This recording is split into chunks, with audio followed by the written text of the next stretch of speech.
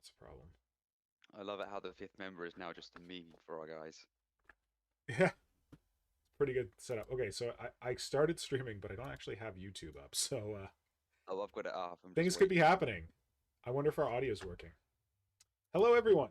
Oh, Is that a no? that's your screen. That's I your hear face. there's an excellent connection. Hello, everyone. Welcome to the Creature Conference for this week. The creatures you are going to be seeing today may just be me, and you may be hearing Flynn because the Germans are apparently off gallivanting around the world. I'm Mr. Pink, modern synthesist, but let's get to the good stuff. Yes, the good stuff. Does my camera work? My camera works! Success. The hell is this, you say? Oh, the devil's going on here. All right, so in case you weren't aware, we are now celebrating Krootoberfest. Wait, is my chat not catching up? Okay, we're good. This Catch just gone. There's some strange pink creature on the screen. Yes, that would be me. All right. Yeah. So, oh, I guess I don't need my video on for Flynn because he's got it all on the YouTubes. As I mentioned, Hive Fleet Moloch is at the bottom of the ocean somewhere, getting inspiration for some more Tyranids.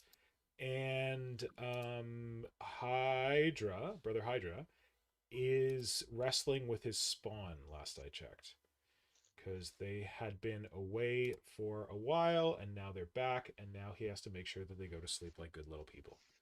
So he might join us later. We don't know. But that's not what I want. He might join us later, we don't know, but hopefully he'll be able to join us. Otherwise, you just gotta watch me take out my frustrations from what has been a very frustrating week on these poor innocent little Krootses. So look at these lines. That can't be a good thing. That does not bode well for this little guy. And look, this guy here, he's got some lines drawn on him too. Gee, I wonder what that could be. Is he going under surgery? You're damn right he's going under surgery. Where are my tools? We got one of these. These. Should we need it? Scalpel. Scalpel. Saw. Scalpel. Saw. Suction. There would be no... Oh, suction. We got suction, don't you worry. I won't turn it on, because last time I did that, people got mad. Yes. So now is October, and despite those of you who might think that this is Orktober, you would be mistaken, because it is in fact Krootober Fest, which is the month when we celebrate all things Kroot. And in honor of Krootoberfest, I'm going to be making a departure from my recent work, which has mostly been Tyranid focused, to get back to my Kroot Tyranid Hunter army that I started a while back for Adepticon and never wound up finishing. They're called the Undevoured, because the idea is they went up against some Tyranids, and the Tyranids killed everyone except for these few survivors, and now they're really good at hunting Tyranids. So yeah, they're called the Undevoured. Another like euphemistic name for them is the Choking Bone, because the idea is that the hive mind tried to eat them, and it choked. So they're in charge now. Yes, but what I need to do is that I've started off on converting a bunch of different infantry and shit like that. But I need to make some vehicles for them, and that was the one thing that I didn't get to when I was working on them previously. And I'm gonna field them using Dark Eldar rules. So I need to make some Reavers, sorry, not Reavers, Raiders for them, and some Venoms. So what I've done here is I've taken why do I keep calling it a Reaver? A Raider and a Venom, and I've like traced out their rough outline, and I need to turn this guy into something that big, and I need to turn this guy into something that big. Which, a little challenging, but I've done it before, so I'm going to do it again. So yeah, that's what I want to work on tonight. Flynn, what are you working on? Planning out a few more giants. Planning out a few more giants? Yeah. Has anyone ever asked you if you have a gigantism problem? Not until now. Because I have a giant problem. Yes, yes, you do. Oh, I also have so to get bleh. I do this thing where I get excited about like using a particular model for a conversion, and then I don't always give it a lot of thought. I'm like, yeah, I'm gonna use this for this conversion, and it's gonna be super helpful. So I went and I got one of these, the Bone Boys catapult thing. And I also got one of the Grossian harvesters or whatever the heck. One of these dudes. Yeah. Gothazar harvester. And the idea is that I'd like to raid their cool bone pieces to use as armor on these vehicles. I look at that model, and the only thing I can think of is the little crotch goblin. Yeah, do you want the crotch goblin? I don't actually have plans for the crotch goblin. Although the crotch goblin's head is really fucking cool. I really like the crotch goblin's head. I have no plans of any ideas what to do with the crotch goblin. I'm sure you could find some things to do with the crotch goblin. What is everyone in the chat working on? I don't know if people have already been into this. Tell me what you're working on today, or what you've been working on recently, if not working on it currently, because that's fun. And if anyone else is working on Kroot, I want to hear about it. So, in the chat, we've got Symbio Joe says, no worries, Kajan and him are holding up the German count.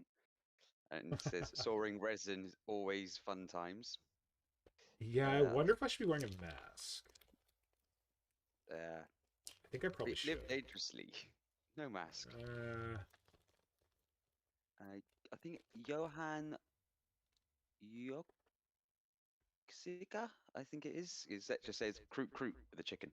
Oh yeah, I think Johan's new. I don't remember seeing Johan before. So welcome, Johan. Glad you could join us. Glad you enjoy the chickens. If I said that wrong, I apologize. It looks like it might be Polish, I'm guessing, but I'm not sure. Peter Hansen goes, looks like cut lines for meat on that poor Narlock. Yes, I'll have a flank of Narlock, please, for dinner. That is exactly what I was trying to do. Just yeah, like, do you want like some leg? Do you want some back? Do you want some wing? Ribs. Yeah, it's definitely cut lines for meat. Oh, also, I forgot to mention it last time on the stream, but oh no, wait, this happened since last stream. My dear and sweet friend, he goes by Pasternak on Instagram. He doesn't do a lot of Warhammer, but he's the kind of guy. He's interesting. He grew up in Russia. He's really interested in Warhammer fluff, and like he knows basically everything about Warhammer fluff, but he's never really been interested in the game. So a long time ago, I posted a GIF or like a video of this Space Marine shooting a bolter. It's like this like kind of grim dark picture, but it's animated, and apparently it went like all over Reddit, all over the internet, and he created it. So I was like, anyway, he's a really talented artist, and he's done like some like when I did that Warhammer for Everyone comic, he's the one who drew it. And yeah, so he got me these sculpting tools, and I've heard a lot about these Sculpting tools. And the cool thing here is it's one tool, and then you switch out the heads. And I think these are silicone, which are good. And I've never actually, it feels weird, but I've never actually gotten these clay sculpting tools. I've never worked with them. I've never tried them. So I'm curious to try those ones. But this one is the one I've definitely heard of and seems pretty exciting. I don't know that I'll be doing a lot of sculpting today, but hopefully soon. What people are working on is Dwarfenage says he's waiting on orc bits for his Kroot. Yeah.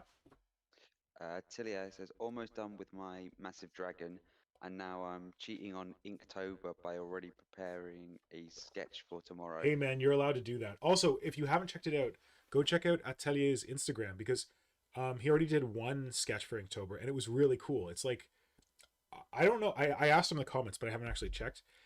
For the first sketch, it was like a D&D map inspired by the prompt for Inktober. And Atelier, are you going to do a different D&D map every day? Is that your goal? Because if you're doing that, you can absolutely start it early. I think that's fine. I follow Crippled Giraffe, who did those really cool... I've got them right here. Really cool Tyrannid inspired stickers, like the Gene Stealer ice cream truck and the big beefy Hive Tyrant. Well as this orc thing. So I really like his stickers, and he was saying that he did sword September. I don't know what that thing was called. Oh, Sword Timber. Sortember. Yeah, and apparently he pre-drew a bunch of the swords so that he could put them up.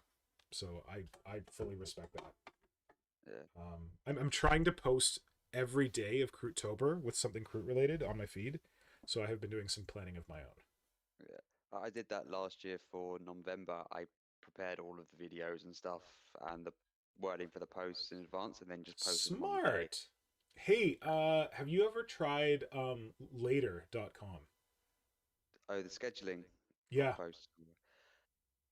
I just enjoyed more of the because what I did for the first year I posted on Instagram was constant every day. It was more of a enjoyment of making sure I did it Yeah. rather than leaving it to something else is going to do it Well, for I'm just me. thinking like November, November, whatever. If you want to do pre-scheduling, or if you're already working on pre-scheduling, like you were saying, it Oh no, definitely not this helps. year. Not Huh? pre-scheduling this year. Oh, okay. Because last year I had all the videos for the Tyranid evolutions, Ah, right. so it's this year is more of a I'll get stuff out when I get stuff out. Hmm. Nice. All right, I'm gonna go grab my mask slash another saw because you can never have enough Yeah, saws. I'll be right back. yeah. Yeah. So keep folks keep posting what you're working on in the chat. That's I'll read awesome. them through. All right, So be right back. Symbio Joe is working on his alcohol problem.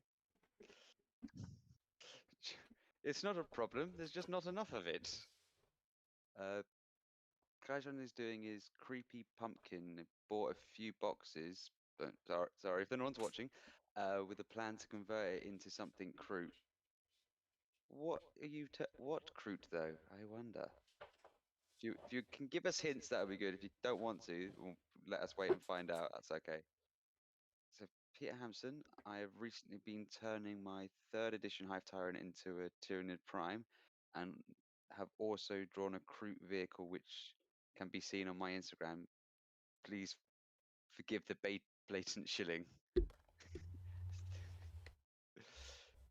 Actually, the third edition Hive Tyrant is one of my favorite. That head just works with so many different things.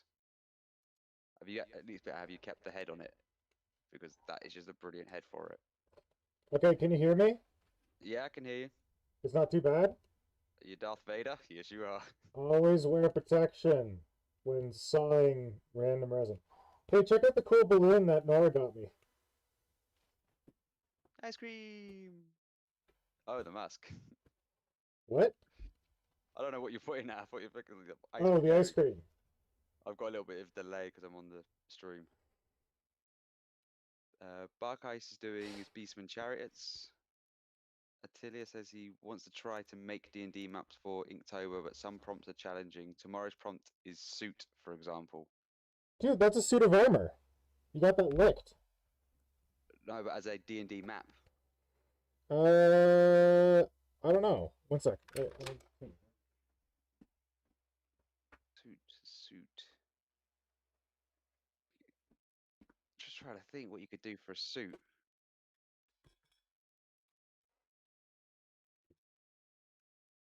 I think suit could work. You could just like have a suit of armor in a map. Yeah. Symbio Joey said he is Pink Vader. That's right. Don't you forget it. Oh, Ooh. I just poured myself more tea. I don't know how the fuck I'm supposed to drink it. With a straw? That was smart. Okay. Oh, I forgot my other saw. Damn it, I'm the worst. One sec. Yep. I'll wait to get back for one of these. Just by suits, different kind of suits, business suit, suit of armor, birthday suit, etc. from Dwarfenage. Based at a fun house with a suit of cards. Okay, Or this a thing dungeon. will. Oh, suit of cards. That's really smart. Yeah.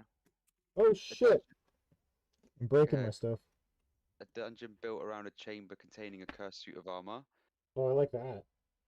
Yeah. Dwarfenage says protection. I found out yesterday that with my insurance, a vasectomy is only $40 to $70. Fantastic.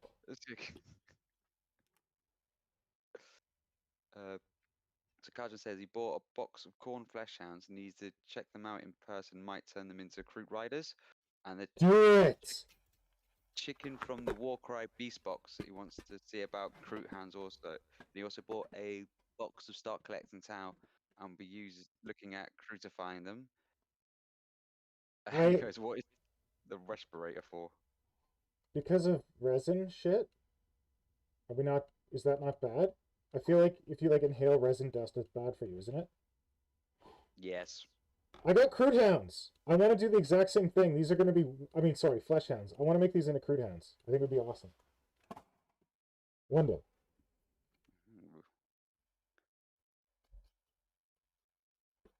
So I'm starting with a little bit of the lesser Nalak here. We are cutting off the leg because it is a very choice cut.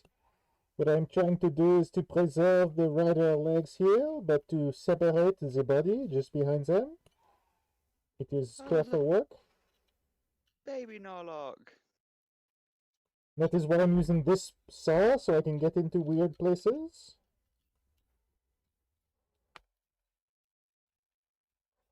Does Symbio Joe support me in wearing a mask to saw resin? Yeah, which is super. He is sawing resin ?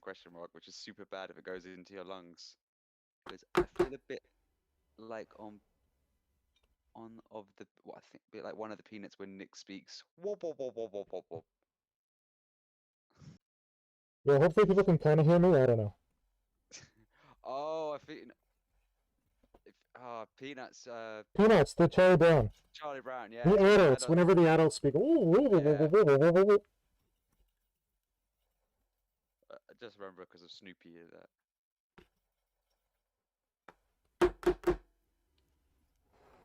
Today on Sawing Up Out of Print Forge World models. Yeah. P. Hampson's got the perfect response. You're supposed to wear a mask when sawing resin, yes. You're also supposed to do it when spraying lacquer paints.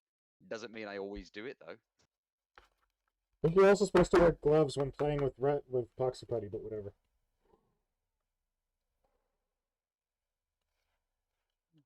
I definitely do not always do that. Yeah.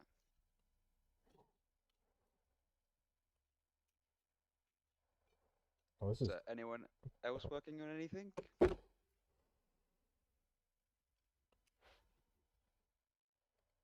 Because you're just going to get me regalia about more different giant ideas I have. Great. Hot tip, when you've got one of these razor saws, don't use it to try and pry a piece apart, because it'll break. You just broke it. No, I did that on... What the hell was I cutting? It was the other day. Something I was cutting.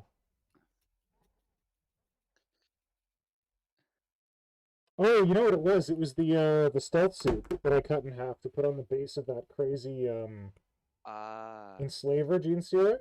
I like cut it most of the way in half, and then I shoved that thing in to pry it apart because I could use this to pry it apart. This thing is tough, and I totally snapped the razor. It was not a good plan.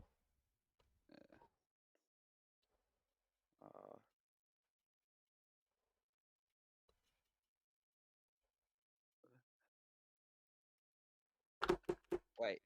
Okay, Symbio Joe's gone. To me, are you doing the headless giant that was showcased on Warhammer Community? I need to go and check this out. I haven't seen the headless giant. That's interesting. Well, I've done a Blemmy before, so that's where it's got the face in the chest area. Oh, wait, where does that word come from? Blemmy. Blemmy. It's the name of it. It's from medieval times. You know that all of the what's it? I can't remember the name of it. It's just gone off the top of my head. Like medieval, like folklore, myths, and legends and stuff. Yeah. But the perfect example is from modern culture. It's like you've seen the Teenage Mutant Ninja Turtles. It's crying. Yeah. Yeah. When he's in the chest bit there, when he's got his bit there. If you just take the guy's head off, that's Yeah. a Blemmy, basically. That's cool. I've never heard that term before. So it's like a head in chest giant. Yeah. You know what culture it comes from? I'm sure that Kajan's written a book about it. It's that medieval European sort of thing from the art style I've seen it in. Wait, Yeah. Joe, which post was that giant from? Because I can't find it.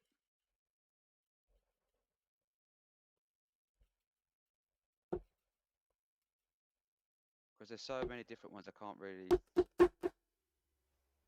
see. Because they've got the Armies on Parade one up. But they... It's a dilly of a pickle. it's... I love it when people take those squig dice and actually use them as squigs. Oh, nice! Oh man, I wish I had a pair of those squid dice. I've got the Death Guard ones, the squishy ones. They're really cool, but I never got the squid dice. Yeah, no, Casual goes 3 words, Mr. Pink. Jewelry coping saw. You can shorten the arm of a jewelry coping sword. What? It's a type of saw. Well, I think you can actually like make it longer or shorter depending on what you need. Oh, cool. Based on what he said. Fio's good. Also, a moment in silence. Shit! Did you use them on something that wasn't plastic, Peter Hansen? Yeah. You can only use God Hand Nippers on plastic. Yeah. And like thin plastic. So, I actually found while watching the stream, the Sculpt Off stream, Yeah. a place in the UK that sells the God Hands brand stuff. Nice. Because otherwise, it's so expensive to get it in the UK because you have to get it from someone else. You have to go to Amazon. These guys are actually even cheaper than Amazon. It's called plazajapan.com. Plaza Japan, nice. God Hand don't actually sell in the UK directly, so yeah, they've got their one blade nipper as well on there. They've got got A, B, C, and D for the drill bit set. Nice. And they've got some other ones in there, like a hand spin blade. Oh, I don't know what that's all about. I saw that, but I didn't know. I think it's how useful it would be. Oh, I think I know what it could be. Because they've got the different sizes. I think it's just like to smooth out like a hole. Okay. So if you're drilling like a hole in something, you want it to be an actual hole. You put it in there, and it will smooth it down by the look of it, rather than just pinning it. You know, like drilling into it. Okay. They've got quite. It's quite affordable actually as well. So the God Hand Nippers here. At first I was looking up the drill bits, and I didn't know they had them at my local gaming store.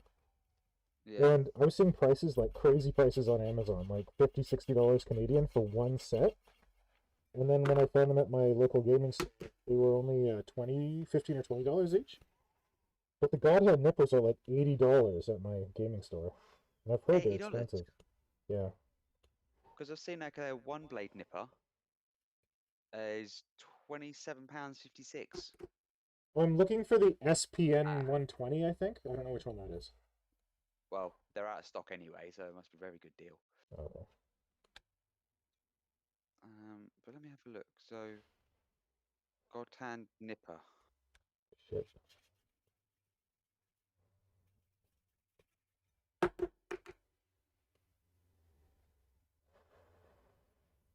Or have I just completely No, I haven't. Yes, I have spelled. What? I spelled it wrong. I had God Gand Nipper. Okay, so it's... Then we're going to wind up redirected to God Gland Nipper, which is actually a tool that Moyles use. Yeah. So it's actually thin edge nipper, £20.60. The GHSWN 125 metal line is £34.51, and then the 120 ultimate nipper 5.0 is $34.84.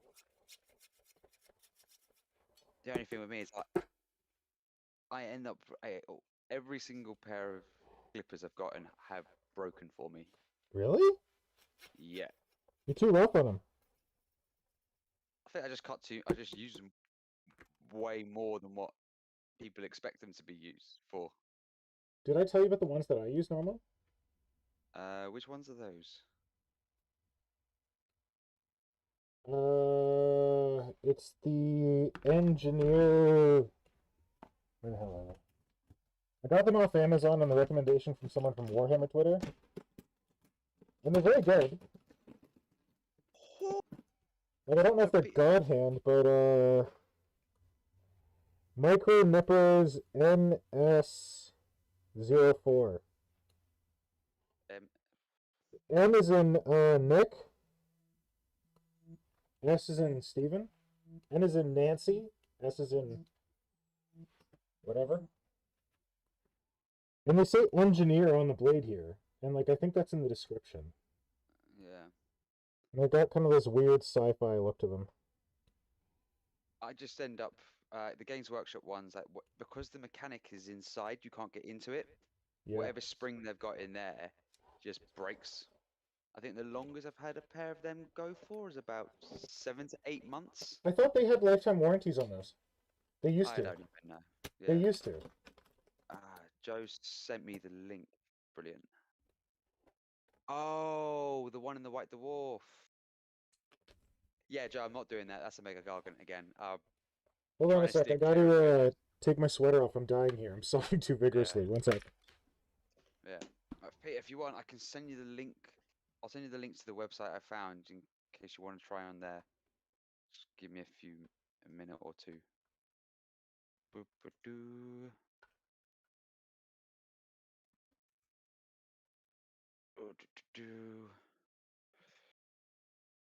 But what's everyone else saying though?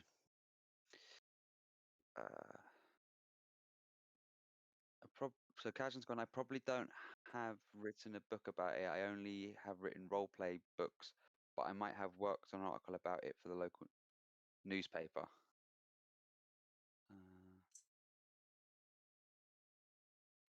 We've also got your Glory.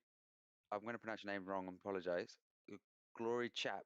Because hi, anyone got a context on the bit currently being sawed? I just joined. Sorry.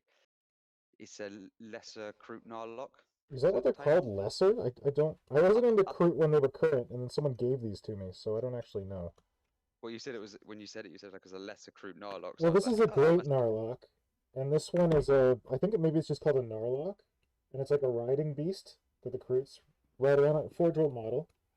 So the rider is built into it, and I think they came with some kind of long Kroot rifles. And they've got legs that go on it. Hold on. Legs.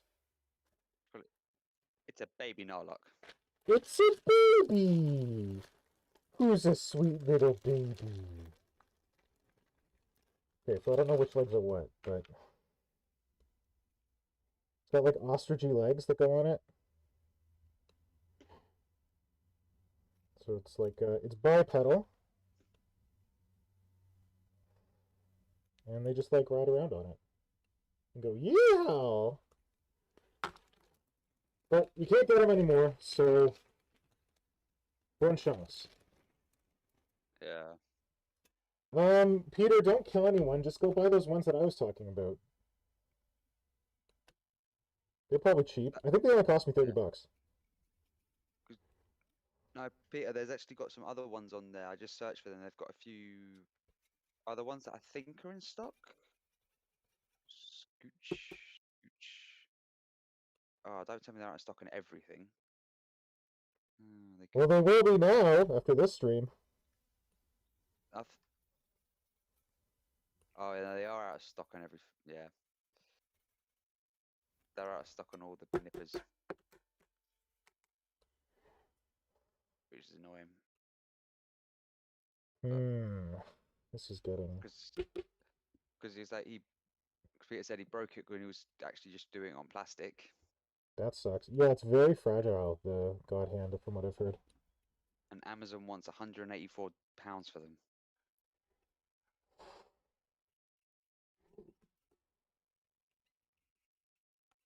That's just to buy the petrol required to deliver it to his house. Oh, so I was round the corner from where I live every morning, and I'm going into work. There is a queue from one end of the road all the way to the other for people trying to get in. Still? I thought Boris said everything was fine. Boris is an idiot. No kidding. Yeah. Did I ever tell you that I once had a contest with my limey ex-girlfriend to decide whose mayor was more full of garbage? At the time, Boris was the mayor of London, and this guy named Rob Ford was the mayor of Toronto. And he got like caught like smoking crack and like literally smoking crack, our crack smoking mayor. And he was kind of all over the place. So I think I won that battle, but she won the war because my mayor never became the prime minister of my country.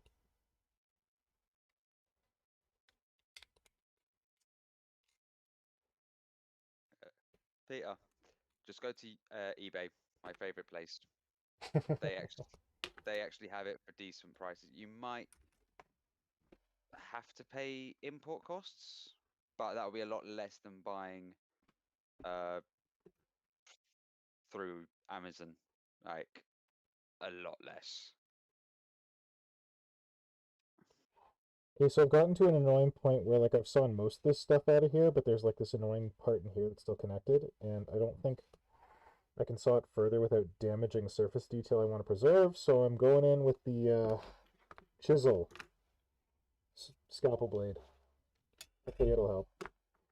However, before I do that, I'm going to clean up some resin dust, which means I'm going to try to put my microphone on mute. And if it doesn't work, just scream loudly, and I'll know. So one sec.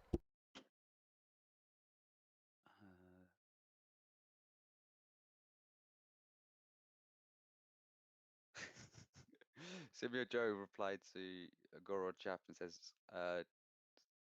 wait, Gorod Chap, Kroot Moloch, like a Tyrannid Moloch made from Kroot DNA. And Simio Joe's gone back, Narlock, yeah, my bad. And then, yeah, Morlock and Narlock, quite the difference, from Yugoro. Joe just gone back, big mouth, eats a lot, should not be in a Warhammer 40k, all the same to me. Well, I missed my opportunity to scream suction. Shit. I think I'll have another opportunity. Well, Kajan says, take the saw blade out of the saw and you'll make it a bit more flexible, and you can use pliers to saw that way, and you'll be able to get a bend into the blade. If you're using a thick, if you're using a thicker saw blade than I do, I'm using a 1 millimeter coping saw things. Oh fuck! Yeah. I broke something. I don't think it was important. Thank God. Yay, it worked. I thought I was going to break my blade. Joe? Oh, turning off my mic, maybe? I don't know. Oh, we're almost there. We're almost there. I can feel it. Come on, baby. Oh, yeah. Look at them hips. Them hips don't lie. Oh, there you go. What? I'm now completely confused. So now we've detached it, so we can make it a little longer. However, I also need to make it a little wider. So I'm going to cut it down the middle as well. And for that, let's go with overkill. No, that's too bad.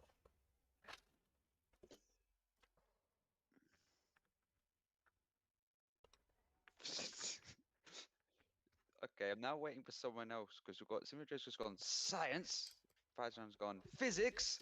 What's next, guys? What's next? Chemistry!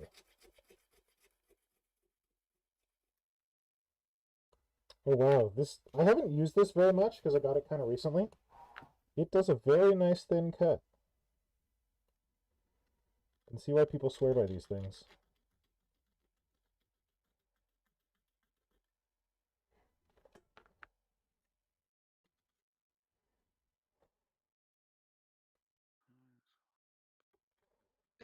No, Simio just got the right answer.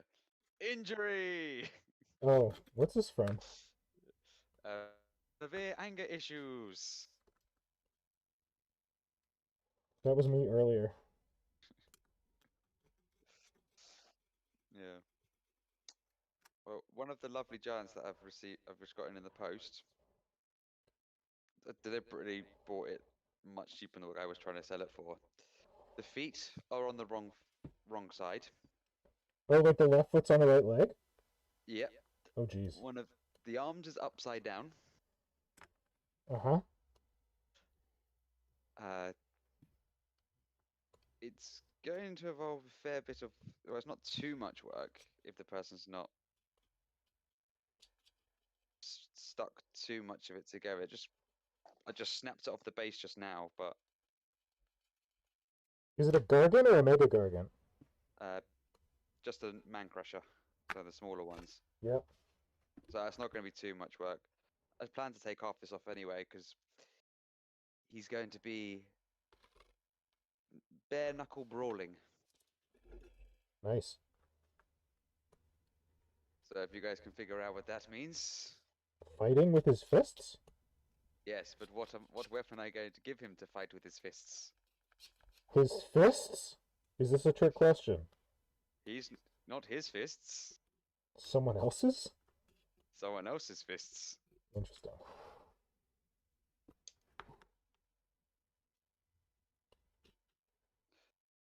So the one good thing about buying stuff, one of the best bits about getting stuff off eBay online is when someone's used super glue to put the model together. Oh, you can just pop it apart. You could, yeah. Nice.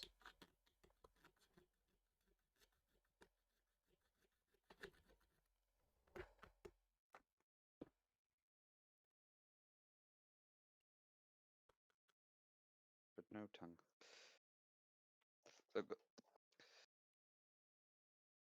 So the giant kit is they give you so many extra bits on them that you can, like, all you just need is another body and you can make another Gargant so easily.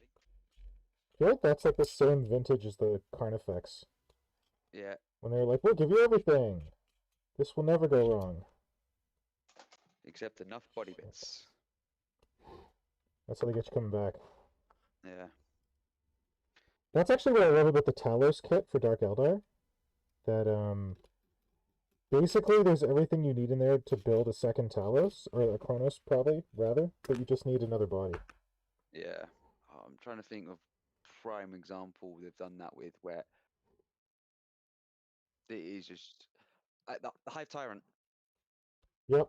Or if they've got so much spare bits in the Hive Tyrant kit, the people have made on like Thingiverse and all stuff, the 3D print another Tyrant body, because all you need is just the hip joint and a body bit, and you can get 2 Hive Tyrants out of the one kit. Yep. It's annoying because you're like, I could easily make 2, and you just like, you get so many spare bits that you just can't do anything with. What do you mean can't do anything with? Convert stuff with them. But if you're not like us, you're just got like, I'm gonna convert everything.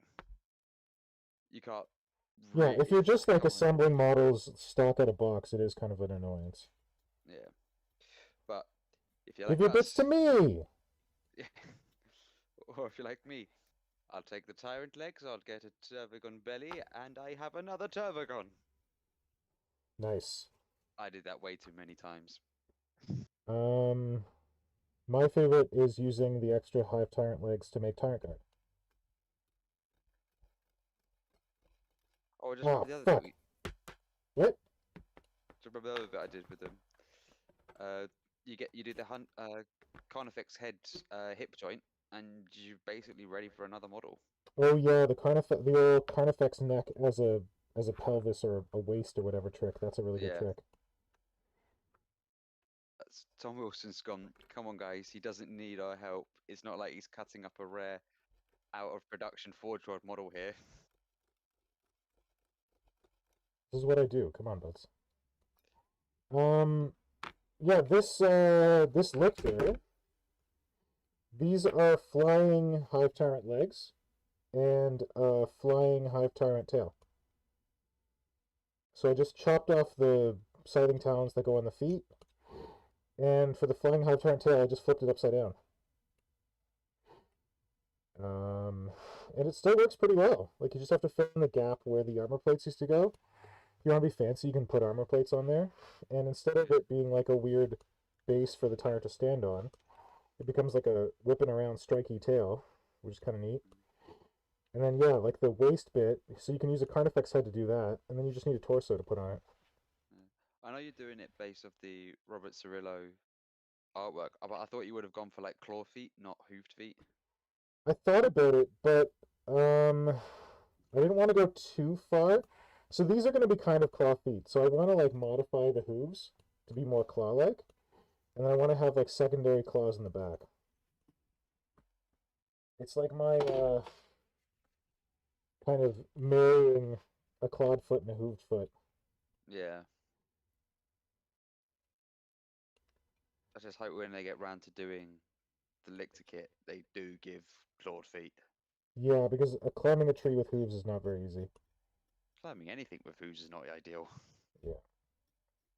Agreed. Uh, Now they work really well when that kit is a dual kit with flying Tyranids, because clawed feet makes more sense on flying Tyranids. yeah. Come on, just give me shrikes. Give me shrikes. We solved that on last week's stream. And I will say it every week until it happens. Whose idea was so- that? The dual kit? With the Shrikes and the Lictors? Do you remember? Because I was saying I'd do a dual kit of Lictors with something else, but I didn't know what they would do. But might have been you, might have been Hydra, might have been Chat. Because I know I think it was wasn't Chat. It wasn't me. Yeah. I don't think it was Hydra. It's another point to Chat. They already had June Stealer. They have another Chat point. Chat comes up with all their good ideas. Yeah. So Dwarfins responds to my thing saying bare hands. Is that me? That just gives me another idea for a giant. Oh, that is that his answer to what the what your giant is fisticuffing with? Yeah. Well, he's gonna fight with his bare hands. I see what we did there. I'm a bit slow in that joke. Kazan's gone true, Tom, but what is the peanut gallery for if not to shout completely useless things at the host? Hey, as we just illustrated, often they are very useful. I have the. Oh, I can't remember the name of those two Muppets. Oh, Like Waldorf. Waldorf and Astoria. No, Waldorf and the other guy. Someone made that joke the other day. I just can't remember the other guy's name. Old guys. Waldorf and Statler. There you I go. just figured it out as it loaded up on my phone. Nice. See, we don't need the internet for everything. We can figure shit out on our own. Yeah. But I am just imagining just Symbio Joe was just the rest of chat. Because it is mainly Symbio Joe. Just being them going like, just making it, they're going to do this now. Oh, what a shame. Just imagine. I would love to have Symbio Joe as my personal Waldorf and Styler. See, Symbio Joe, I get Broodlord Lictor dual kit if they do a kit with just one model in it, but I want them to do a 3 Lictor kit. Yeah. So that you can get 3 Lictors like you get 3 Zoanthropes, and that would make more sense with Shrikes in it. Yeah, and I think if they did the dual kit, they'd do 3 Lictors with the option to make one a Death Leaper, and then 3 Shrikes. With the option to make one the Parasota Moltrax. You could, but then the only thing I think about is like when they've done it with the Venomthropes, they've done that as there's no Venomthrope character model. Missed opportunity. But obviously, I think they'd have to call the Parasite something else though. Of course. Because obviously, when we talked about last time, the chapter house thing, but also because obviously the Neurothrope is the spiritual successor to. Oh, the stream's gone down. What? Yeah, it's an error has occurred. Please try again later. It could just be for me. Well, apparently someone else lost it. Did Kajan lose it, or That was Peter. Peter? Because it says excellent connection for me. Back for me. I just refreshed the page. Yeah, it could be something in the UK. You know what I'm enjoying? I'm enjoying that now everyone else is being affected by the 5th member. He's not just attacking me anymore. The 5th member has gone. He's gone rogue. He's gone for the nuclear option. Yep, the fifth member is now like touring the world, screwing all the rest of you over. Yeah. He's been contained for too long. He's gone mad.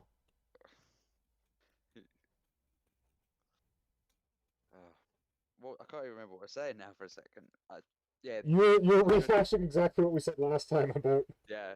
lictors and it will have to be renamed because you can't call it the same thing for obvious reasons. indeed. So I'm just gonna pick up. So to almost go. I don't think I've ever watched a live finger amputation before. You dick! Who said that? Tom Wilson, and then he does comment like a second or two later. I'm just having fun. Yeah, fun at my expense. You jerk. Kazan has also gone. We are most certainly not the work safety team. What am I doing? I'm doing something wrong? Oh, I was holding up my hand, I guess. I guess that's not so good. It's like safety third in this stream. Safety's the sixth member. They don't show up all the time.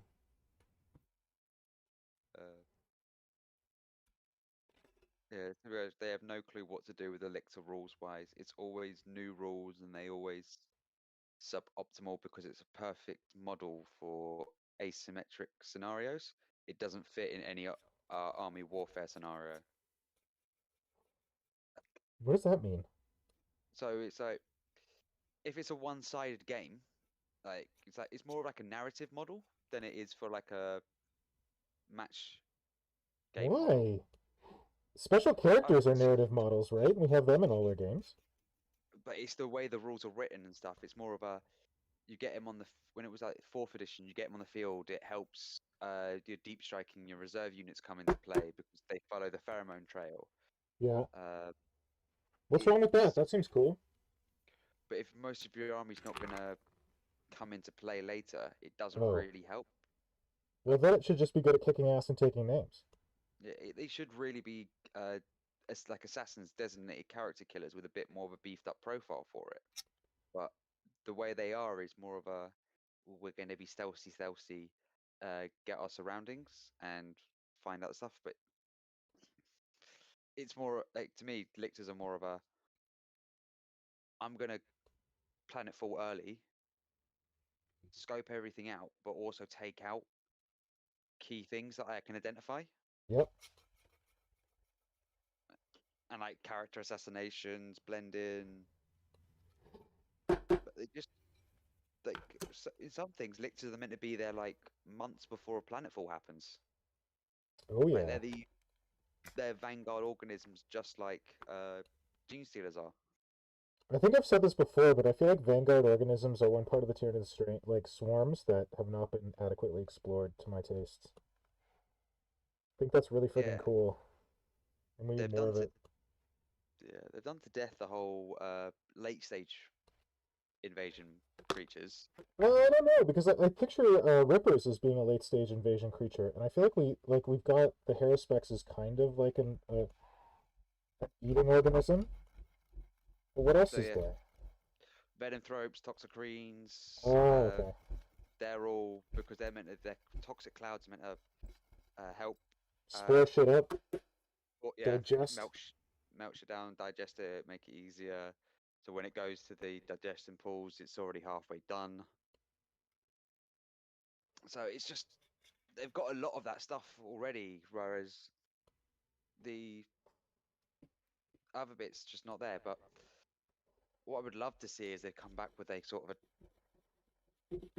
like a Tyranid transport that isn't like if they made the Malefactor back again. I feel like the Tervagon might not be the best like physical embodiment of a Tyranid transport, but I feel like conceptually, to me, birthing new Tyranids on the field makes more sense than carrying them in another organism. I've grown more into that. Like back in the day, I was like, "Where's my Malefactor? I need a transport." Yeah, but I'm not sure anymore. But the Harridan can transport gargoyles, which makes sense. Yeah.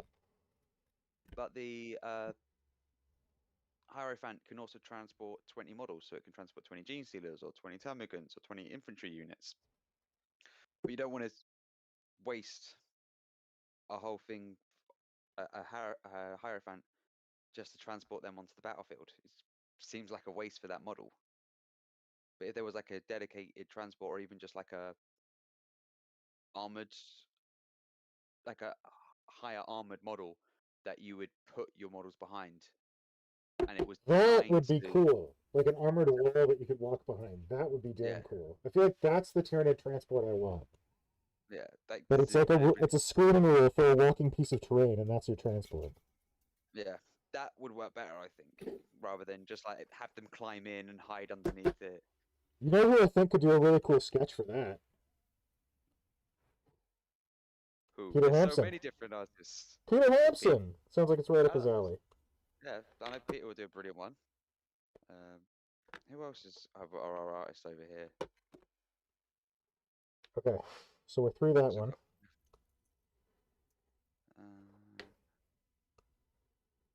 Here's where the finger amputation comes in. Kajan's just gone controversial opinion. What need do Tyranids have for transport aside from tabletop utility to hide valuable units Agreed. from fire and move them quicker? Agreed. I think it's more of not just the whole thing of, oh, we haven't got a transport. It's more of a, we previously did have a transport. And No, we never did. We had a transport in Epic, and we had a transport if you could afford Armorcast. But technically, we never had a transport. well, Games Workshop never produced a transport for Tyranids, other than a Turbogon. And a Mycetic Explorer. Are you forgetting Epic? I said, sorry, maybe I'm not clear because I'm wearing a respirator. And except for Epic. Yeah. Bargeist just made a really good point that, of course, because Bargeist always makes a good point. The Trigon holds the role for transport with the tunnels, and I think that's another elegant way to do it. I just like the old idea of you've got a big beast just walking up the field, placing down, just its whole front 4 limbs are just protective armor plates, just to get up to there, and then it gets to the battle line or it gets killed, and then from behind it or underneath, they just run out and just go for the kill. So you could have like a unit of Gene Stealers hiding underneath, and just it gets killed, and then it just swarms the unit that killed it. You know from my previous work that I'm a supporter of things with big armor shields deploying them. Then you might like my Hydra jewels when I eventually get them finished. Eventually. Well, it's the next stage for one of them is putting green stuff over the epoxy for the armor plates for the back and all the way down, and then making a load of ribs for it. Fun. Which it's the one thing that's kind of putting me off at the moment for it. Don't you love ribs? It's more of like I've got to plan all the ribbing out and everything else, make the gap. It's not because the ribs I've done recently. They've only been like small little bits to complete it, where I've got other ribs to match up to. Yeah. This is just sculpting all the ribs from scratch. I don't know if this is the best saw for the job. Yeah. Have you not got a clamp or something, like a vise or something to put Yeah, it I'm gonna clamp a model. It'll break.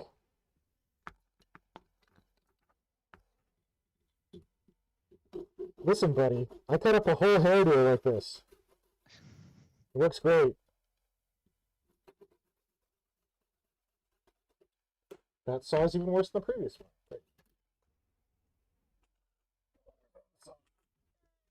Yeah, Gadsden's gone, and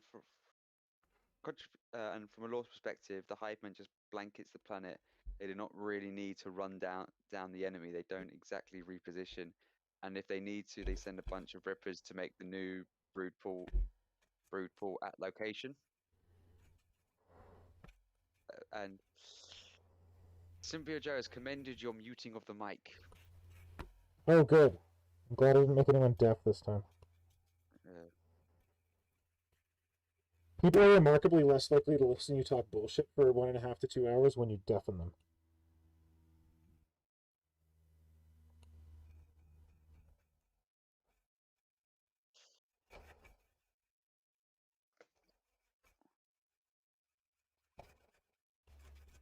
Yeah, I feel like if I clamped these, it would just, like, snap the resin. Yeah. Ah, Ray has Ray has arrived. Hey, Ray! You look like you're going to cut yourself. Be Oh, careful, please. shit!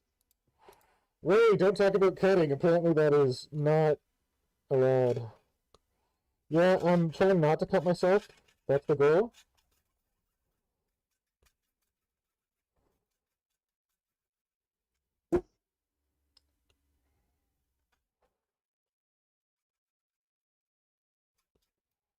Oh, Ray, I owe you an email. I'm sorry I haven't sent you one yet.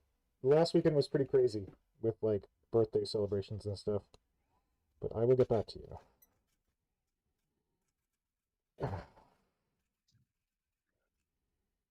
So yeah, for anyone just joining us, we are cutting up expensive out-of-print Forge World models, which is always a good fun. Fun for the whole family. Ray's also got, you might leak biomass. I need all the biomass I can keep. Oh, wait, were we talking about Innocent Gun? That beer that I love that's from Scotland that no one knows about apparently? Which beer? Innocent Gun. Oh, Innocent, I haven't... You know what? I'm gonna make sure I get some for next Friday. Okay, if you're getting it, get the original. Don't get the lager. Because I don't know, because normally when we're streaming, because most of the time I've got work the next day, I don't have a beer. It's only I can remember it, but I can't. Innocent Gun. I can't spell. Two Innocent N's. Gun? Two N's in the Yeah, first right. one. Wait, no, two N's in the second one. I don't know. Oh no, I thought it was a one word for the way it was said, but yeah, there's an and in there. But yeah. Yeah, so they've I always... have seen it, I just haven't had it. I think they did like a really like big time marketing campaign in Canada because like it's a Scottish beer, but like we always get all the like weird limited edition ones and stuff coming out here. Yeah. And for a long time, I've believed that I'm their biggest fan outside of Scotland. You know, for no good reason other than being egotistical. But they didn't help at all when they announced that they're doing a special pop up in my city, the only city in Canada, and the only place they've ever done a pop out outside of the United Kingdom. And it's this weekend for like 4 days. So they got me a birthday present. Whee! Super excited. That's why I'm not drinking beer today, to save up my beer energy for tomorrow. Beergy. That sounds like a beer orgy. Yes, you have many different beers to choose from. Now that's there's a what's it like a small brewery near where I live. So every so often they have a tap day, so when the beer's all ready, and if I'm not working, I go with it with my family. Yep. They have quite a few different beers that they've had there. Some are pretty decent, and others just like, no, never again, not having it, not even gonna risk it. See, I like weird beer. I don't like plain, safe beer. So Do you like tomato in your beer? sure, why not? Yeah. I like trying new things. Yeah. I had it and I was just like, okay, it's all right. And then you're halfway through it, you're like, why did I even go for this? Tomato might be a bit much, but like I was in Japan and Japanese beer is very samey. It's all pretty safe. Like it's all like, I think it's like similar to Pilsner or something like that. Yeah. Yeah, so that was boring. The one thing was, it did introduce me to a Nipper. So because you've got a normal IPA, Yeah. and you've got New England Indian Pale Ale. Yeah. So it's actually quite. I actually quite liked it. It's like a bit more fruity. I wonder if that's all we get. and they just don't tell us that it's a New England IPA. Oh, the Innocent can. Well, you never know, because they might be trying different ones out, but the more the traditional, if they're doing a whole event for it, they're still going to have like their original, the main seller, to get people interested. Mhm. Think of all the free samples you may have. Here's hoping. I don't know. I can't get too drunk because I gotta go see Shang-Chi after the new Marvel movie. So I can't get wasted Yeah. because I'm going with my wife, so and her Yeah, friends, who I especially- can't make an ass of myself in front of. Yeah.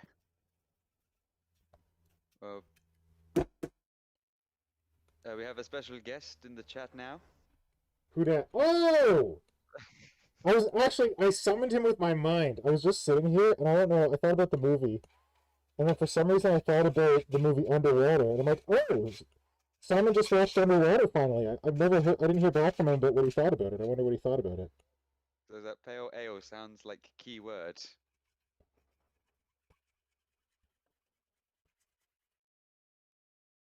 So, Simon, what did you think of Underwater? Regale us with your movie impression, your review of the movie. He agrees with me. He says, find something to rest that crew on to cut it. Fuck that. It works faster when I hold it. Because then I can move the saw with one hand and the Kroot with the other. I need like a sweatband, man. I'm dying here. Hey! He's tailless now. Oh. I almost don't understand a word you say. Yep, Wop, wop, sorry. wop, wop. It's the respirator. It's Darth Pink. Darth Pinky. Okay, next cut. Wait, should I do that? Orphanage just said, get a Dremel. Yeah, I need to... If anyone could recommend a good hobby Dremel, I'm all about it. Because I got this old crappy Dremel. Well, it was probably a fine Dremel, but it's my dad's Dremel. And, oh god, I can never remember the name. That thing that opens up and you put the bit in it. Coronet or Chuck or whatever the heck you want to call it. It's like seized or something? So I can't change the... Oh no, it's such an old Dremel. I had another one where that thing seized and I couldn't get it open. And then that was like a shitty, like, Canadian Tire, if you know Canadian Tire. Basically Walmart, but for tools. Dremel. And then the nicer, more powerful Dremel that my father had, it's like... I think it needs to be lubricated or something internally, and I don't have the skills to do that, so it's like, whenever I use it, it smells like burning, so I don't like to use that one very much. Sevio Joe, his knees. Chat vote. One more beer or going to bed. Post beer or bed. That's Sevio Joe. Can we do I don't know if you can do like polls. Can and you stuff. do beer in bed? Best of Beer both and worlds. bed. Yeah. Hydra wants to know if you can join. I've already said yes. Symbio Joe in bed with his beer? He's saying he gets one more beer or going to bed. Post beer or bed. Beer. Oh wait, are we on a normal call, just me and you, or are we on the? Well, no. Hydra could join us, but maybe he can't. Ah. Maybe he's doing family stuff around commenting in the chat. I'm not sure. No, because he just sent me a message asking if he could join. Yeah, if you want to join, man, we're in the Creature Conference chat, aren't we? This Yeah, poll started. Just join, man.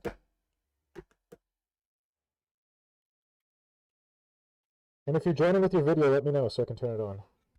Yeah. So people don't have to watch me just cut up Narlox all day. Can you hear me? Yes! Yay! Yay! I call this Kroot sushi. Jesus, Jones, 2 tips, please. What? For God's sake. First of all, rest it on something. No! Yes, because you're losing all the force. All the force goes into your hand and not into your model. That's Fine! You bastard. It looks like you are making way more. And this is the one thing, and the other thing What? Did we lose him? I don't know. I think the fifth member is just attacking everyone in order. If you haven't been attacked by the fifth member yet, get ready. I think this is the fifth member strike stream. Mm-hmm. Well, fortunately, it hasn't struck me yet.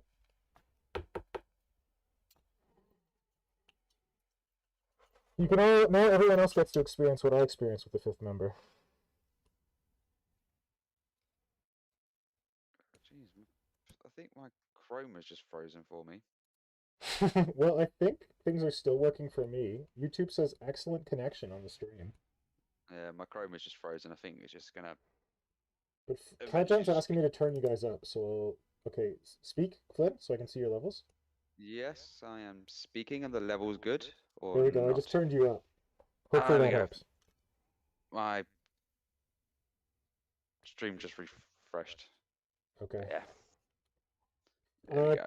Kajan, let us know if that's better or if it's too loud. Yeah, he said cheers already, so hopefully it is. Oh. Oh, no, that was the symbiote Joker. He's cheers, you bastards. Oh, so he chose beer. The Chad chose beer. Wisdom of the chat. Yeah. Keeping symbiote Yes. drunk since 2020. Hydra's gone off. I think there is some sort of.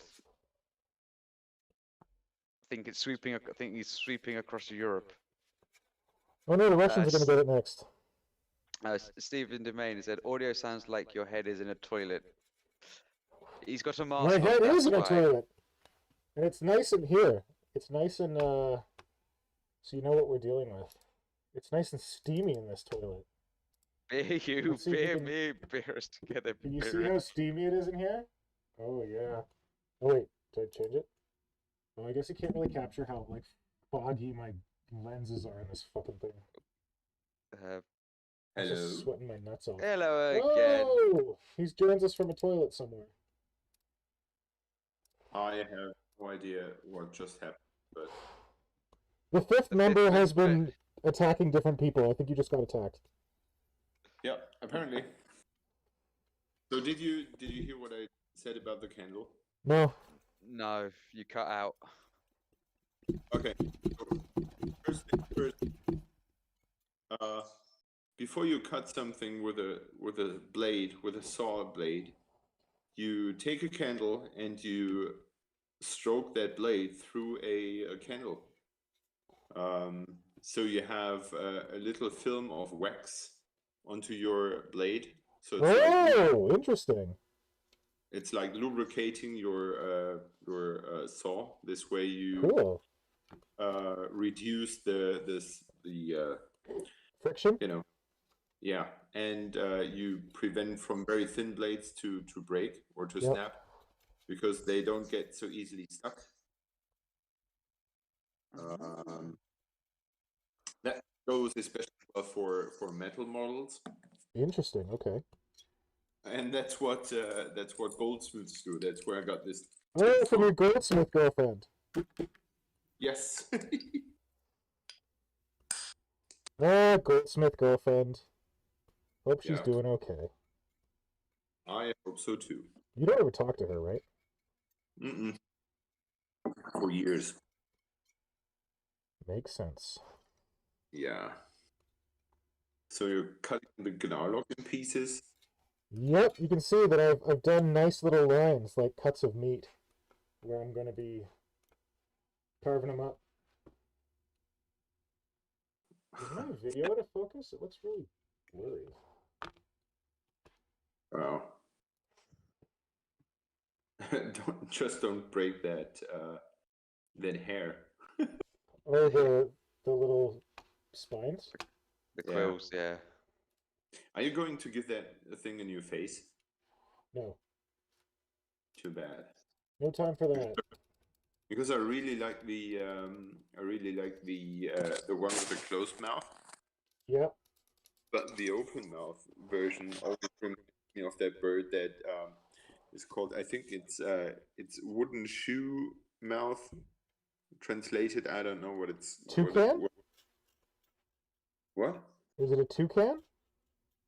I don't know. There's a very goofy bird that has a mouth like that, and I think I cannot stress the word goofy enough. Yeah, I like the closed-mouth Moloch as well, but as I mentioned earlier, I didn't buy these models, they were a gift. Funny thing happens when you start making Kroot, people in the community are like, hey, I got some random Kroot models, do you want them? And you're like, yeah?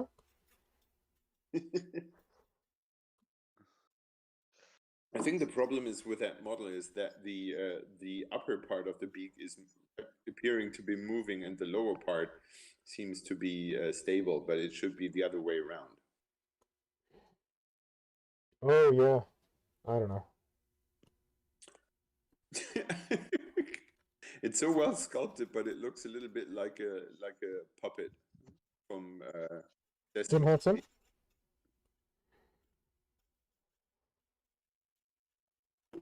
Bingo! So Tom Wilson has said the 5th member has attached itself to Mr. Pink's face. It's a face hugger after all. Delicious. Symbio Joe loves that candle wax lube trick. It works amazingly well. It makes cutting metals much easier. Why am I not surprised that Symbio Joe's all about the lube?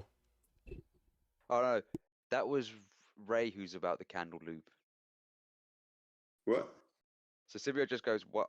And neat trick. And Ray has gone, candle lube. That sounds a little bit off, yes. I admit that. The candle lube. And Section!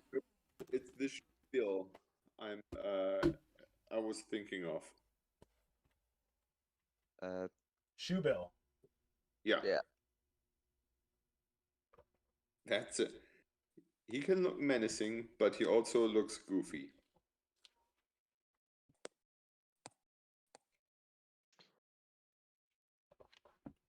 I'm just had a thought. If you're going to use it as a reaver for the Raider. thing, I keep calling it a Raider. Raider. It's a Raider. Raider, yeah. Yeah. Because the image I get, because the Narlox is meant to be like a bird of prey from prehistoric times. Are you going to give it wings so it can hover / fly? No. No, I think it would look really goofy. I think that Kroot have avian genes. Yeah. I don't think that, especially big Kroot like the Narlox and the Krootox, I don't think they should be flying. I think their bodies are too chunky for that to look good. Well, the bird of prey couldn't actually fly though. That's the thing. So it just had wings like an ostrich. It can't fly. Jones, No. find for it to rest on. You will either snap off the legs or soar in the wrong angle. Motherfucking peanut gallery. Well, let's do it that way. Have it sitting on it where its tail should be, and you can get the flat surface there for it. Look, this the conference has turned. Are you guys enjoying playing this video game with my hands? Is that better, princess? As you wish. As you wish. This creature conference has turned into the conference of know-it-alls. Exactly, the backseat sculpting conference. Or the backseat soaring, as Symbio Joe says.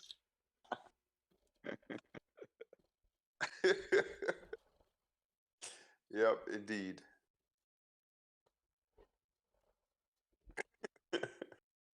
That happens when you do sawing live. Yeah, my fault.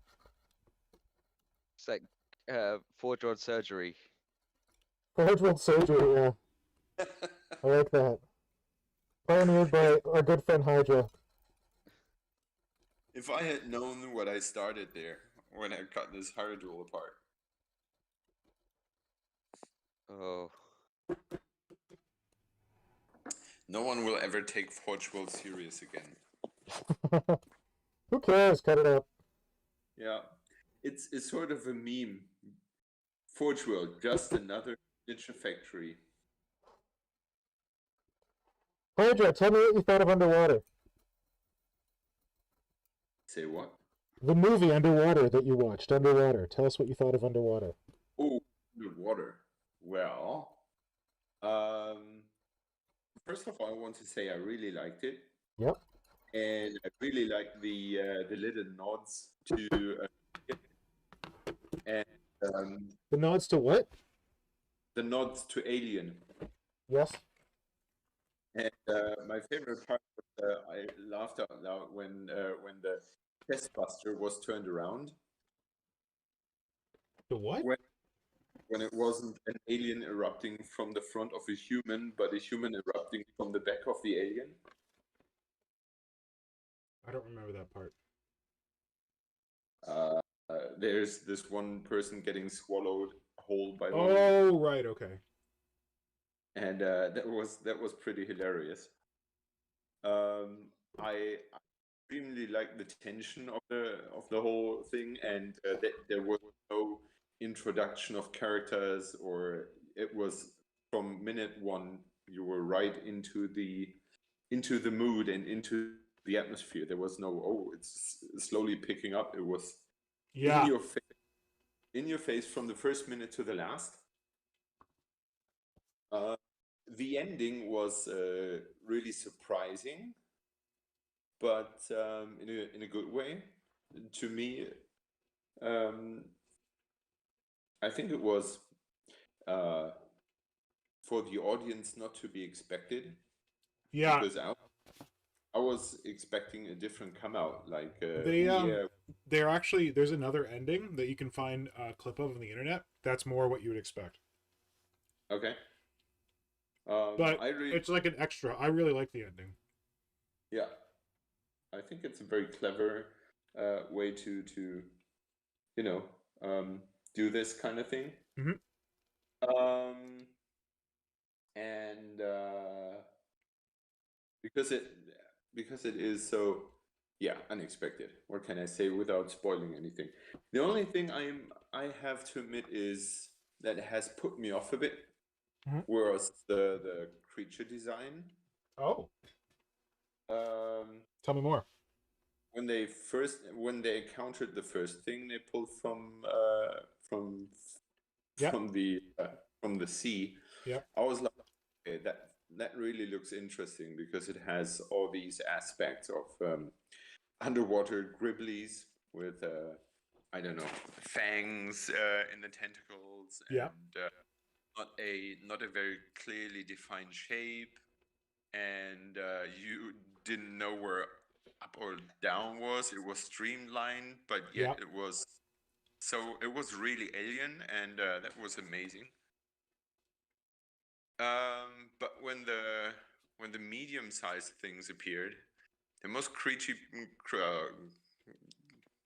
part were their eyes, which worked greatly underwater, but were sort of paradox to what they encountered before. I think there's not a spoiler in there when I say that someone said in the movie, like, oh, I don't even see where it's got eyes. Mm-hmm. And it was totally clear that underwater in that depth you just don't need eyes.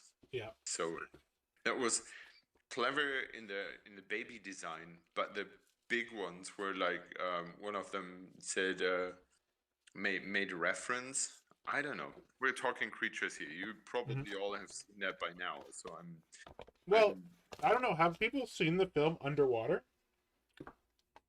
It's a film that I don't think they made a lot of noise about, but it's got Kristen Stewart in it, in a role that I would never expect to see Kristen Stewart in, and I actually think she did really well. Oh, I heard of it. I just didn't. And that dreamy French actor whose name I can never remember. Yeah. The Silver Fox, who was in the most recent season of Westworld. And Ocean's 12, I guess he played. Oh yeah. As well. That was the theme. But yeah, if you haven't seen Underwater, I think I've talked about it before, but it's It's got It's gribbly alien stuff. It's got kind of Space Marine stuff, sort of. And the thing that Simon was mentioning that I love so much about it is that typically in like a disaster movie, you've got like the build up. Like, dun, dun, dun, something went wrong. Oh my god, we've got like a weird reading. Oh, we got to go check it out. And it's like building and building and building. None of that bullshit. They just cut right into the action. It's amazing. That's what I said. That was so cool. Yeah, Kajan just said it got poor reviews, and he didn't bother as a result of the reviews. Well, Kajan, the only people whose reviews you care about just told you to watch it, so get out. It's amazing. I'm going back underwater now. I had a break for tea and cookie. It's more of like, if it doesn't do well, like in the States when it gets released, it doesn't really get pushed as much overseas. Yeah. And I think because of that, it didn't really get pushed here in the UK that much. Oh, it's really good. It's a solid. Sorry, what was that, Simon? Say it again. I think it's a solid creepy movie. It has loads of atmosphere, and what I really liked is that it has found a setting where you have, and where the atmosphere is key to everything, where they actually made it believable to have a claustrophobic setting without being in a spaceship or in a tunnel. So that was, for example, Alien versus Predator. The problem was it was in the woods. The woods are not claustrophobic. No, the first one was in that temple, right? Yeah. Oh, yeah, you're right. So underground. That worked. But the second, I think it was one of those was in the woods, and that was not scary at all. Yeah, that was like in a town. That one was like a teen drama, Alien versus Predator. Yeah. Which was stupid because it had the Pred alien in it, which was so cool. Yeah. I think it was cool ideas in there, but yeah. So with underwater, they found a setting that was easier than any I don't know, shark movies, because it was so deep down that you know the whole surrounding was so hostile as space would be, and that made the whole thing even more threatening. So yes, and honestly, I find underwater scarier than space. What? I don't know why, but for some reason I find like underwater settings scarier than space settings. Yeah, because space is so far away. Yeah. And underwater is a place like everyone could go. Yeah. But it's also, we know more about space than our own oceans. That's right. Really? Oh shit. Yeah. You got to think about it. There's so much underwater that's uncharted because it's so deep and we can't go down to those pressures. Yeah, this is basically what you're dealing with in Underwater, the movie. Like, they have to wear basically spacesuits. They basically have to wear power armor to go outside because it's so deep, which is kind of cool. That looks so cool. And it's like Space Marines in the sense that they're using power armor, but not Space Marines in the sense that they're like pretty much at the mercy of the elements. They're not like super duper ultra troopers blasting things away. They're like, oh fuck, how are we gonna survive? Yeah, and it shows so greatly that they are not, like, if something happens to the suit, you can easily tell because you're dead. Yeah. So and Simon, I don't want to give too much away, but the thing that you see almost like one of the very last things in the movie, the big kind of reveal that might look like something that you recognize. The director has confirmed that is meant to be what you might recognize, and I think that kind of cheapens the movie. Me too. That was the main point I was unpleasantly surprised by. Yeah. So mystery is better. What? The mystery is better. But to not know. It could have. I think it was a question of creature design. Oh, okay, gotcha. They could have done it more clever. Yeah. Like, yeah, I agree. Let it have more arms. Less anthropomorphic. Yes. Yes. Just realized the film came out last year during COVID, so it's not No, going to be it as. came out. Oh well, in the UK it might have come out during COVID, but it came out just before COVID here. I saw it in shit. What is it? I saw it in January of 2020. It was one of the Yeah, final so, movies I saw. That and Color Out of Space. so yeah, it was released 7th of Feb in the UK. So Wasn't just that before pre-COVID for you COVID, guys? Okay, yeah. but I have to- it was during the time where everyone's going like, "Oh, it's happening, and we want to go to these sort of things and everything else before we went to full lockdown." What were you saying, Simon? I'm not sure how it would have been if you would have seen that on screen. I think a few things, like on a big screen, I think a few things would have worked even better. Yeah. So it would have been way more pressing. Well, I watched it in the dark, and that Good. that really enforced the atmosphere. But I think watching it in a theater would have been like really threatening. Yeah. And maybe the size of the screen would have helped, Yeah. but it still would have failed short of the feature design. Yeah. I'm not sure if you know that picture, but there's a Cthulhu picture where a few dudes are standing, raising a lantern, and the lantern illuminates part of a massive eye that is like triple their size. Oh, I don't know if I've seen that one. You should send it to us if you can find it.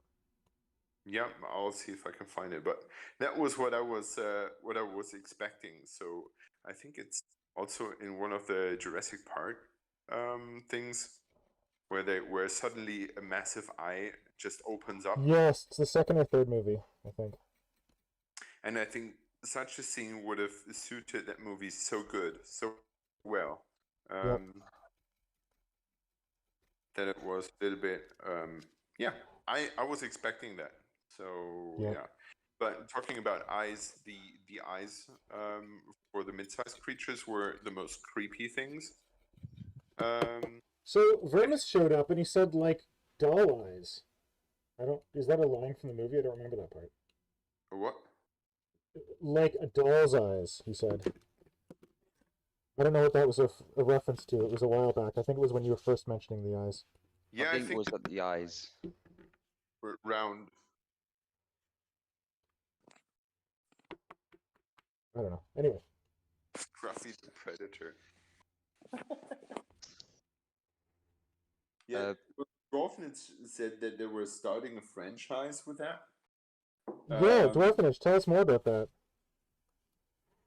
As I say, like whenever a film tries to start a franchise with the first film, tries to branch out, as soon as it's obvious, people don't want to buy into it. What? What do you mean? So, if you look with The Mummy, the one with Brendan Fraser? Tom Cruise. No, Wait, the one with Tom what? Cruise. Yeah. What? So Universal have tried to start a dark universe, cinematic universe twice now. Shit. So they did it with the Dracula Untold story. What is that that? didn't go down very well. It has Luke Evans, the guy who played Bard from the Hobbit films, as Dracula. They tried to start it with that. The film didn't do too well. They tried to re-kickstart it with The Mummy with Tom Cruise.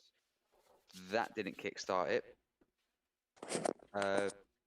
It's because when people notice you're trying to start a cinematic universe and you're not laying down the groundwork for the first film on its own to make it stand on its own, people don't like it. So Marvel, I'm going to say they did it the right way, because you had Iron Man as the first film and you gave the little teaser as a post-credit scene of, do you think you're the only one? Well, was it. I don't think that. Okay, so I think you're giving way too much thought to this. I think that it's probably the case that those were just not good movies, and that's why their cinematic universe didn't get off the ground. Like, I don't think people are like, "Oh, I see what you're doing here, but I'm not really feeling it, so I'm not going to support your cinematic universe." I think they just made bad movies. Oh no, it's because instead of focusing on the main story, they're trying to shoehorn in these references to other people. Oh, they do? Oh, okay. Yeah, so in the Mummy one, Yeah. They have Dr. Jekyll and Mr. Hyde in the film already. Oh Jesus. Why? Like, it's not. Yeah, it's like, why have you included this character? It's like, we're not ready for him yet.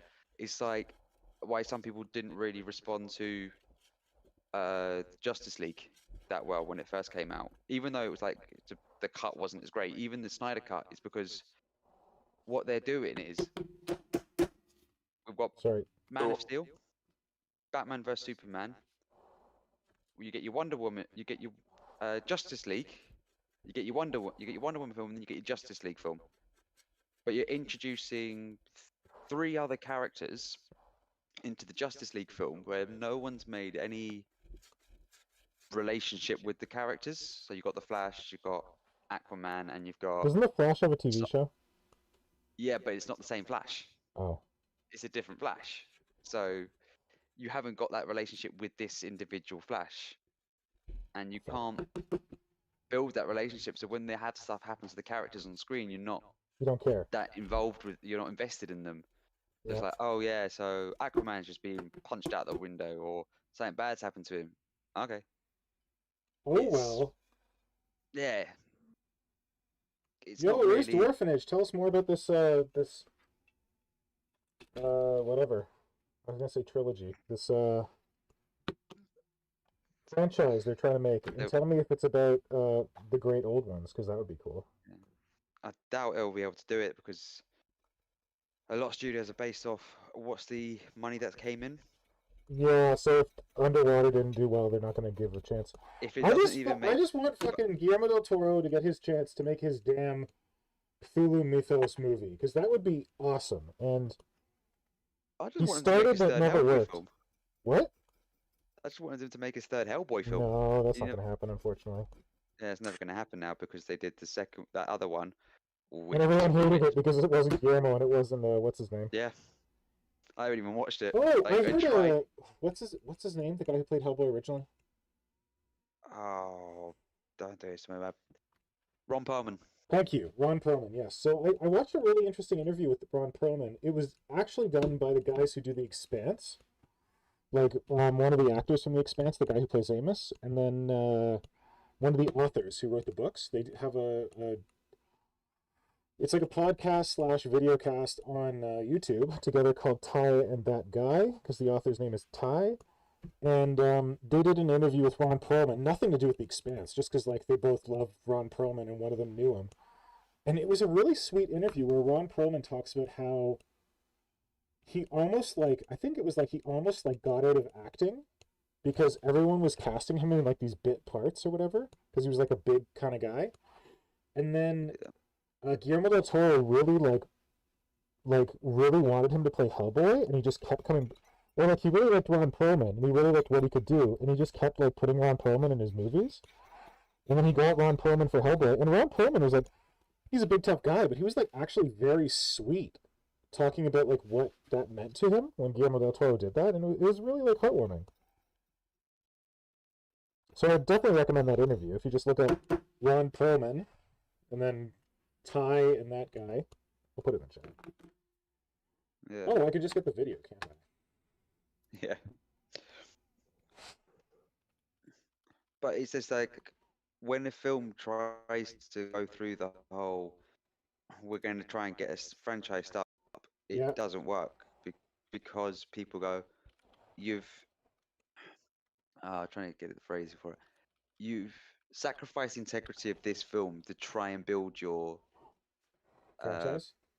franchise, but people wanted this film to be good. You have to have your film good first before you go around and making a franchise out of it. Yeah, and like you're right that they did that well with what's it called? Hold on a With second. Marvel. With, I don't know about Marvel, but Iron Man did that pretty well because that was like a pretty good Oh, movie yeah. on its own.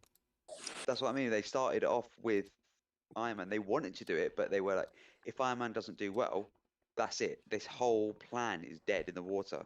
So they made sure that the Iron Man film was a good film on its own. Yep. So Yeah.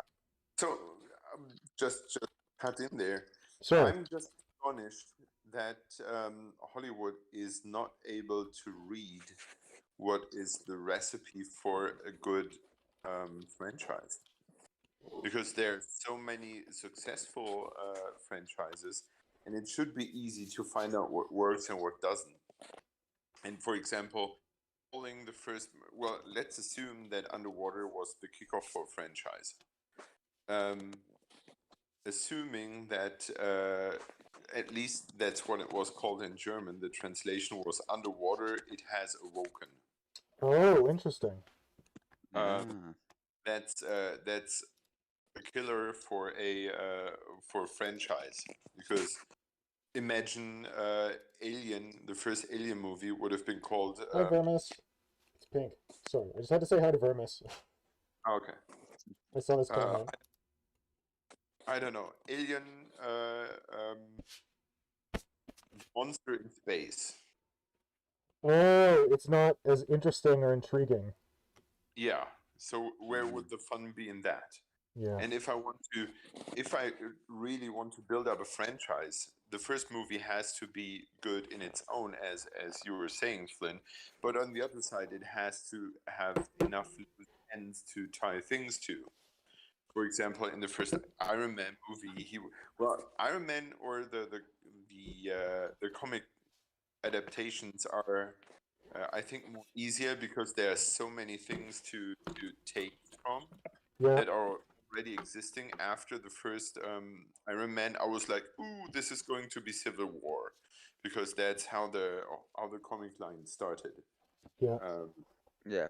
And I was super excited for that. I lost interest after movie 15,000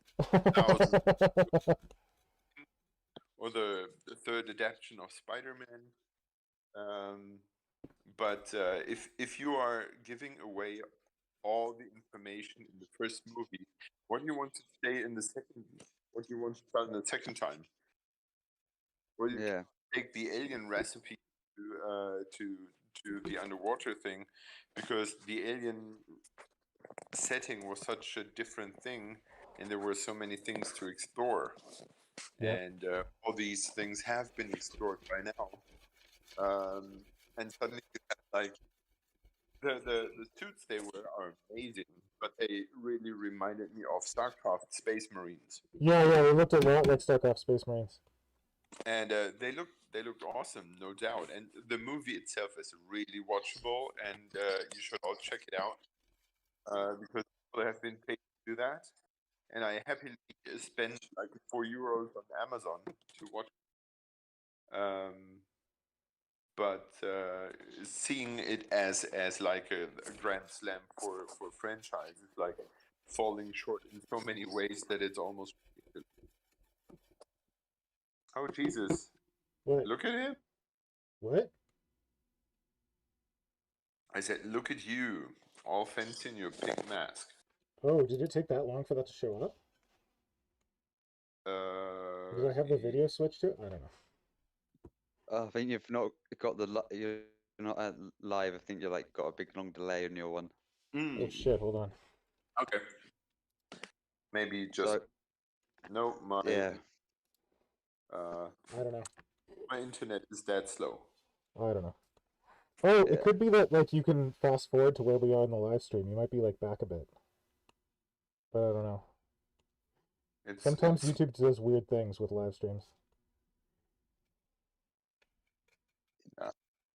But it's also, I think, with franchises, you do sometimes need to lay the groundwork, so it just doesn't seem alien when it happens. But you can't just go, yeah, we're having this all here. It's all in plain sight for you to see. So when we go and do the franchise, you can see it was all connected. We'd planned it already.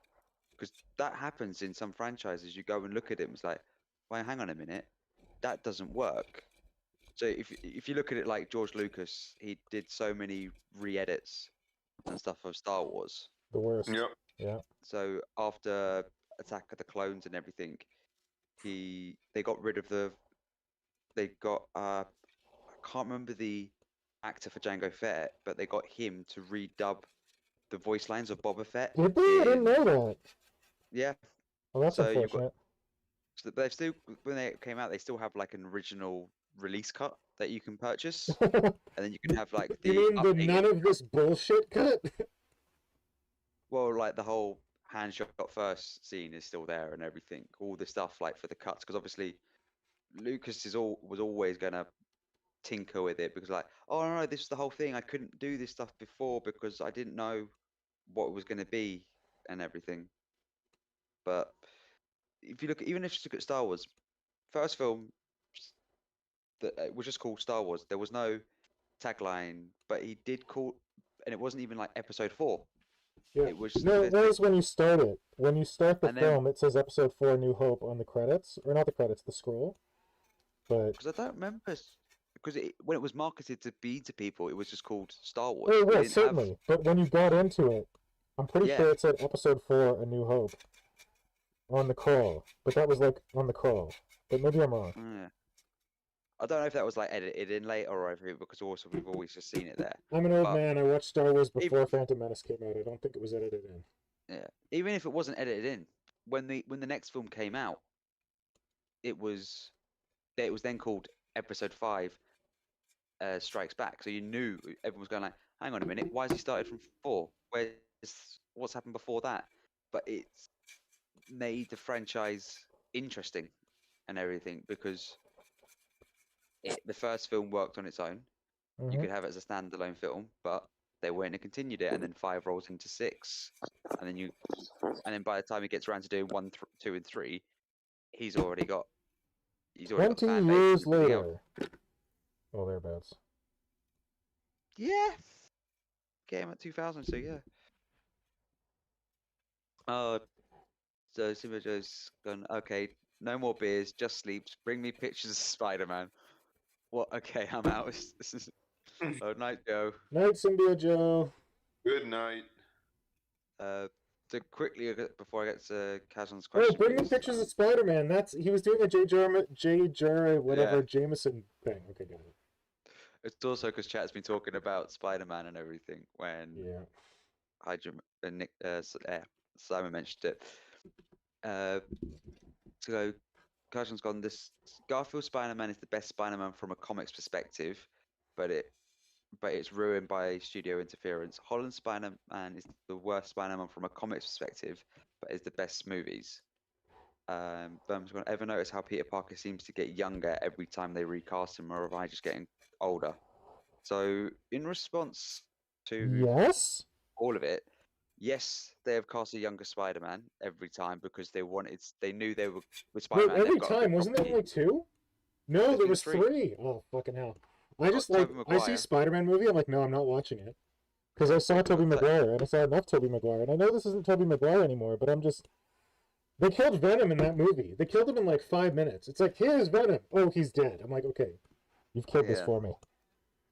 But he's like, Garfield is a great Spider-Man, as Spider-Man himself. Tobey Maguire is a great Peter Parker. He's not that great as Spider-Man. And Wait, Uh, is the one? What? so Tobey Maguire is the Sam Raimi trilogy that actually Yeah, got they- 3 films. Where he gets the Tobey black suit and he does the mask dance. Yeah. Mhm. Andrew Garfield was the Amazing Spider-Man once with Gwen Stacy. He was a really good Spider-Man, but he got the Spider-Man bit down, but I felt he didn't get Peter Parker side down. And then you've got Tom Holland, who, while some people say, oh, he's not like the normal Spider-Man, what I've found is the Marvel Cinematic Universe is a cross between the standard normal Marvel storylines, but using their Ultimate Marvel Universe. So back Oh, in the 2000s, they created the Ultimate Marvel Universe to try and like rebrand it and stuff to be what would happen if the Marvel Universe started in the 2000s. So Yep. they didn't have like a whole 60 years of The same shit happening over and over again and no one getting any older. what was that? 60 years of the same shit happening over and over again and no one ever getting any older. Yeah, but it's also like, oh, this storyline contradicts, this bit doesn't happen, or well, Captain America's only come out of the ice in the last 10 years, but we've got these characters who have aged up from being 15 and now they're 30, so what's going on, sort of thing. Yep. So it's like, we're going to have it start 2000s and we'll age them up. It was the and Great work that Reset. way. Oh yeah, and for me it works. And Tom Holland fits the ultimate version of Peter Parker, where he's actually still a kid. He's nerdy. He's really smart, like he is in the comics and all of it. But it just makes more sense for Yeah. it. I just think he's the best of both worlds of both of them. He is the best Spider-Man so far. Like, That one in the middle. and I mean as the all-rounder of Peter Parker. What was and that, Simon?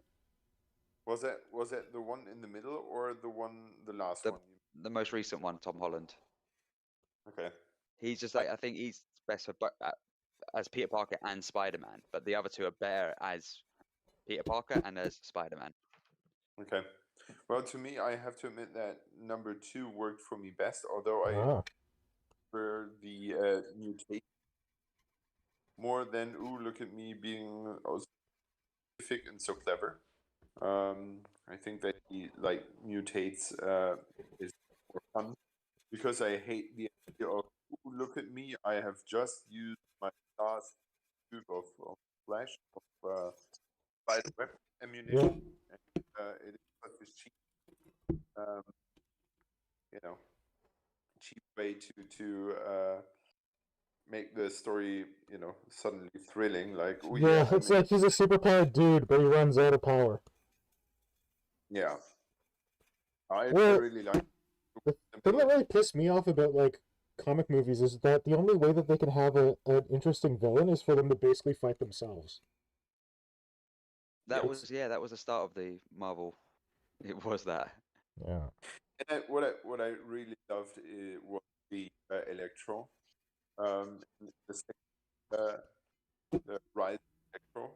That was so cool because the music of that scene where Electro came forth. I remember looking up, listening to that music over and over again because it was so amazing. I don't know this movie. Spider-Man really hurt me, so I just haven't watched any of them. People keep telling me they're good, and I'm like, yeah, okay, sure. Yeah, the Tobey Maguire thing. The first was suddenly wasn't fine. The second was okay. The was disappointing in all sorts of ways. Yeah. And I was very hesitant to watch another Spider-Man movie after Tobey Maguire fucked up. Yeah, me badly. too. Agreed. I feel the exact same. Too many villains was the problem with it. And the new ones are. I'm not into this. It's cool for younger kids because he's their age and he falls in love and he has his friends and everything. But it's just too much for me. I feel like left behind with that whole Marvel. Oh Jesus, Jones! What? It's turn off the mic. Oh shit! Sorry. One thing I'll say is whatever, the most recent, the animated one, Enter the Spider-Verse. That was good. It was fucking amazing. It was so good. Yeah. I loved it. Up on that. I highly recommend that. Okay. And it's like interesting animation. It's really good. Holy shit. This is the Kajan show. Look at the chat. Yeah. So that's the bit I was trying to get through the Spider-Man stuff quickly. Before I got to his question for Simon. It says, how do you like the Masters of the Universe reboot? He loves the redesign of Teela, even if she looks like Raven in her boosted version. Ram Man was also fun. Yeah. We talked about that, I think, last week or the week before that. I had a chance to pick up a couple of episodes by now, and it's freaking huge. I think it's so cool how they turned around so many things. For example, like He-Man has to hide and is at least to the part where I've watched it more like a hunted villain. Ooh. So he's not like the big grand dude saving everybody. He's more like, oh yeah, I appear to be powerful, but I'm hunted for various reasons. And it's amazing to see how the Vermin says Robo Oko reminds me of a Tamagotchi. Yeah, you're absolutely right. There's so many adorable and cool designs in there, and so many different themes. But if I would pick a couple, Ram Mam was definitely one of my favorites. Because Ram Man was to me one of the most boring characters of the good side. But now with Ram Mam, it's one of the coolest characters to be, because she's so cool. She's so she's like, what can I hit with my head? and it's all kids who are given superpowers. That's cool. But they are, I'm a bit lost for words, because it's all cool. They have changed the good. They have changed things to the better, if you ask me. For example, they can all have their superpower and change their appearance. It's not just He-Man who evolves or changes into something. It's a bunch of guys, and they changed the line from "I have the power" to "We have the power," and that's pretty cool. I really like that part. To others, that's horrible, but I think this story is definitely, or this thing is so made for kids and not for adult audience, that they just are constantly aware of the heritage the 80s show had. They had professional pedagogues. Is that a word? Someone who thinks how researchers or no, like educational experts or something. Yeah, educational experts. So they pedagogue might be the word for it. I don't know. Yeah, they had professional educational experts. Yeah, that was a long word. For the 80s show to look into the scripts and see that it was not too violent, and there was a lesson to learn in every episode. And I think making sure that it's this team thing, one of those things they keep true of. And on the other side, there's so many little puns for the ones who love the old. I think Symbio Joe posted that at one point Skeletor says that he wants a battle cat for Christmas. Just so glorious. I think I'll have to give it another try then, because I was telling you off the stream, like it was just like the art style, the slowness at the beginning was just, I just couldn't get into it. But I think I might give it another shot. I think do it, because I think it takes a while to depart from all the old images that you have in your head. But once once I have told myself that I'm not the prime target audience for that, and I shouldn't be expecting something that's made for me, and I just can lean back and enjoy another story and another take, and look at all those beautiful backgrounds and designs and moods and things. That's so cool. And and some things make even more sense now than they did before. I'll just fight through the animation style. It's the one thing it's for me. Well, at least to me, I got through that pretty quickly, because it was the first episode is rather darkish, and but you get used to that. And He-Man, after you've seen him for the third time, he doesn't look so goofy anymore as he did in the I think it was more just a shock for me of seeing it. I was like, wait, what? This isn't right. I think if I get through it, it'll be fine, because I think it was the same thing of when I'd watched. Oh man, Dwarfenage left. Bye, Dwarfenage. We missed him. Bye bye. Good night. When I watched Star Wars: The Clone Wars, and then you watch Star Wars Rebels, the art style was different. And it took me about a couple of episodes for my brain to get around that as well. Yep. But I Yep. think if I just get my way through those first couple of episodes, it would be like, okay, yep, this is the art style, and just go into it. Yeah. How does Yeah. He-Man and Man-at-Arms look the worst?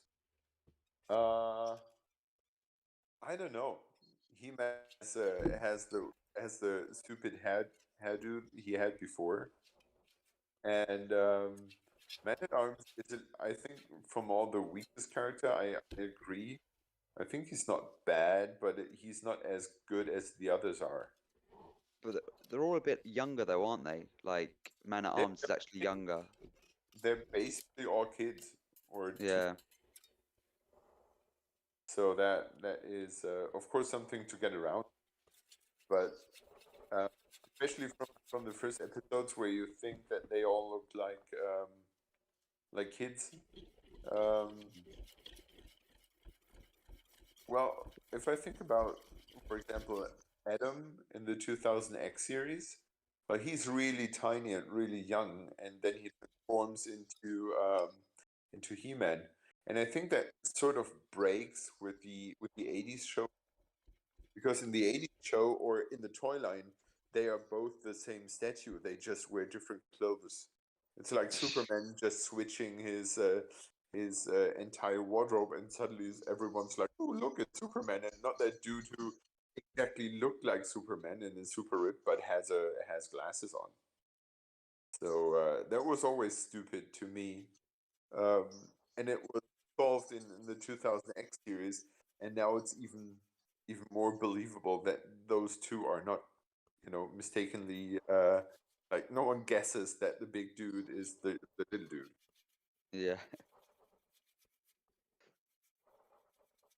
And I think it makes more sense that transformation, that because in the original show, Battlecat was transforming as well, and the question was why? Why is he transforming? Well, He-Man is understandable, but why is the Battlecat suddenly transformed?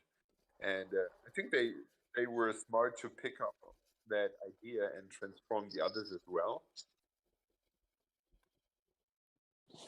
And at some point, yeah, I don't want to spoil too much. I think there's so many good concepts in that show that it's easy to look over the design is bad.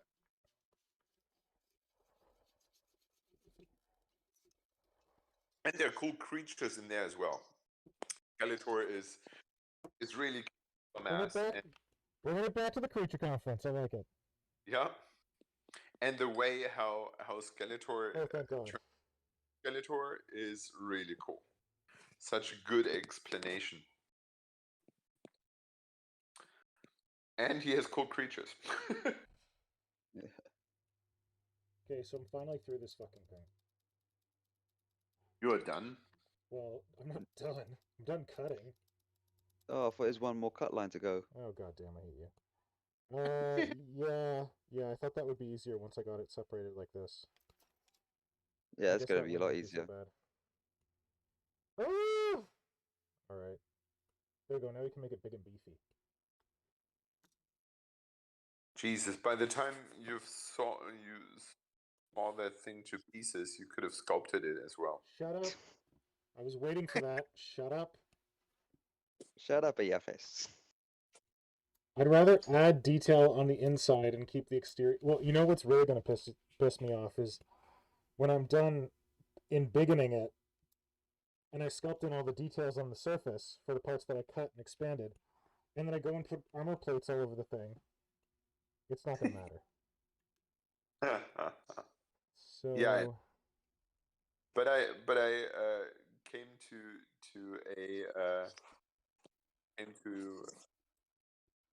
a realization today. Yeah. That's something easy to forget, especially in our hobby. That the prime directive should not be the thing you produce. It shouldn't be the product, but it should be the process. The journey. It's not about the destination, Simon. It's about the journey. Enjoy the journey. Yes, not the destination. Yeah, people are always like, hey, why do you bother, like, well, I did this with the dominatrix. I, like, took a hairdo, I cut it all apart, I spaced it out to, like, make it bigger, and I sculpted over everything. And they're like, why don't you just sculpt that from scratch? And it's like, that's not easy. Like, I know you think that's easy. It's not. Like, you want to get the proportions right. Yep. Yeah, so, that's why I'm I know doing what this you mean. sushi action. Especially the proportions of things. Yeah, I can probably back that. Huh, there we go. How did you lay that thing down? I did. And then I got it almost to, like, fully sawed through, and then I picked it up. Look, I'm laying it down. Sweetly. Whispering sweet nothings to it. As I saw it in half. Don't forget to tuck it in. How That's tucked in right here! how wide is that blade? I don't know. You gonna backseat drive me some more?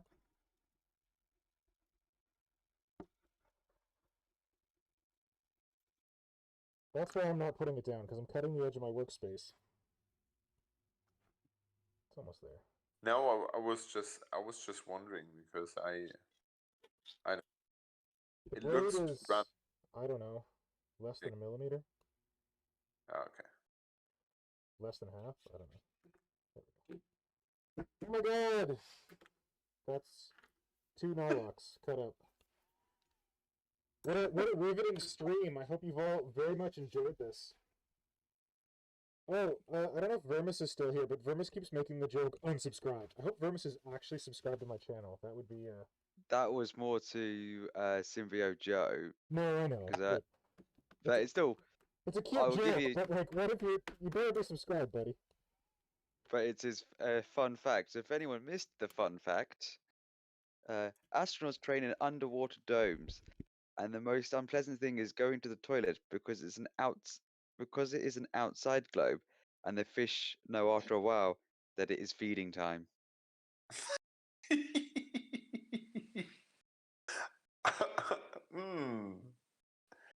That's pleasant. So this fun fact was brought to you by the Creature Conference. If you haven't done it so far, please subscribe and leave a like. And a comment as well. And a comment here. Oh my god, thank you guys so much for promoting the shit out of this. While I sweat and vacuum. Comment please how much you like the fish thing. Okay, now that we've got this shit all chopped up. One like keeps the fifth member away for about an hour. Oh my god. A like a day keeps the fifth member away. Yep. Hey, likes come in. It just went from 6 to 10. Sweet. Way.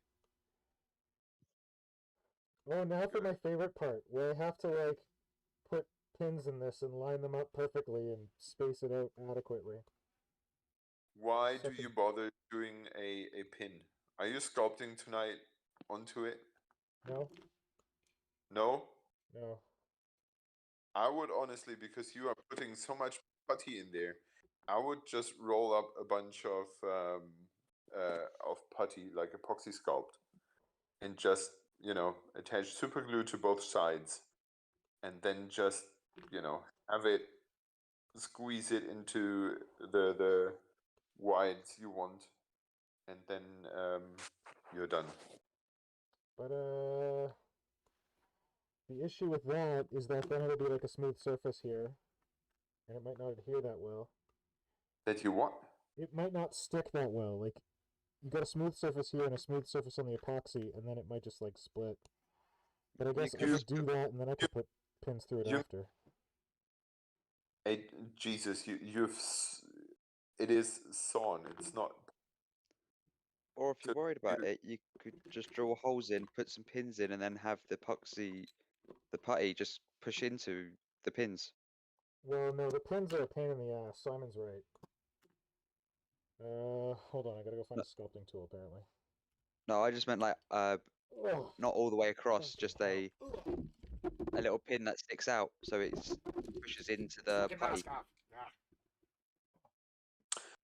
Maybe you should get a base and some blue tack to tuck the feet to it, so it stays in the position you want it to. Woo, I can breathe. No more wob wob wob wob wob.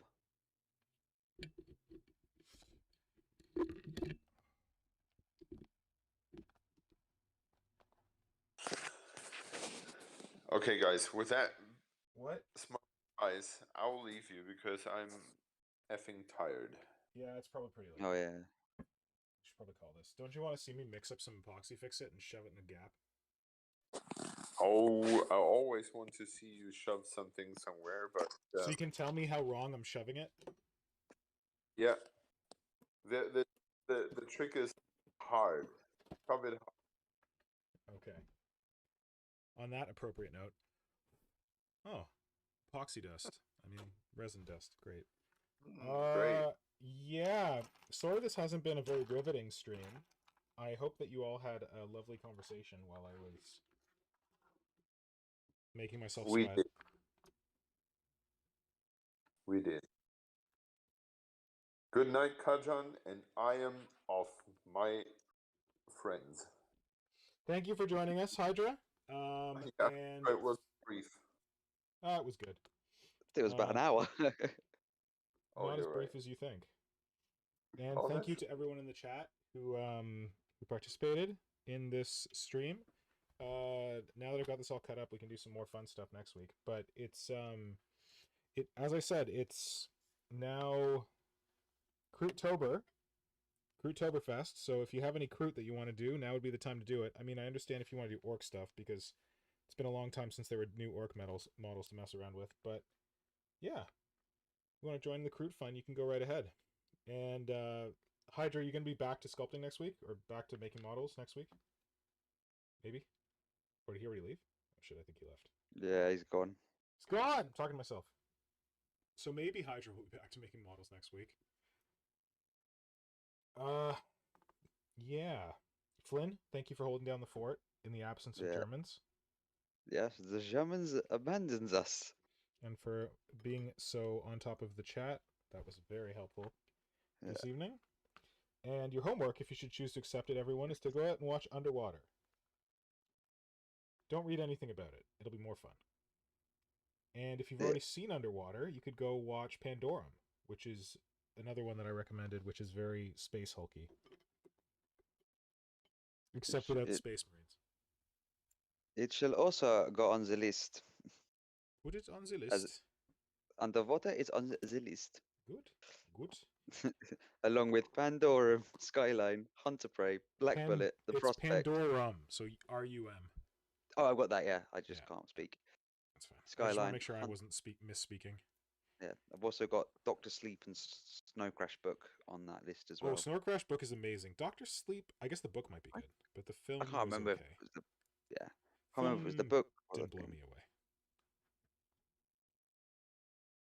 Also, I've still got to complete the epic Hive War homework. Oh my god, so do I. Moloch's going to give me... Marco, I'd be worried that Marco was going to give me a failing grade on that homework assignment, except for Marco himself hasn't read it. When he gets back. Pop quiz! Epic Hive War. We all know who's going to ace it, though. It's going to be Bargaist. Bargaist Exactly. is definitely going to ace it, because Bargaist could probably recite the whole thing from memory. Cajun's gone. It's Orktober, Kroottober, and Sculptober. Oh, and I think it's Inktober as well. Yeah, it's definitely Inktober, but the Kroot boys got crazy and made Krootoberfest. I think it was last year for the first time, and it went really well. So I have Kroot that I need to do. Let's get back to that Krootoberfest vibe. You working tomorrow, Flynn? Yeah, I'm working tomorrow. All right. Well, we should let you get to bed. Oh.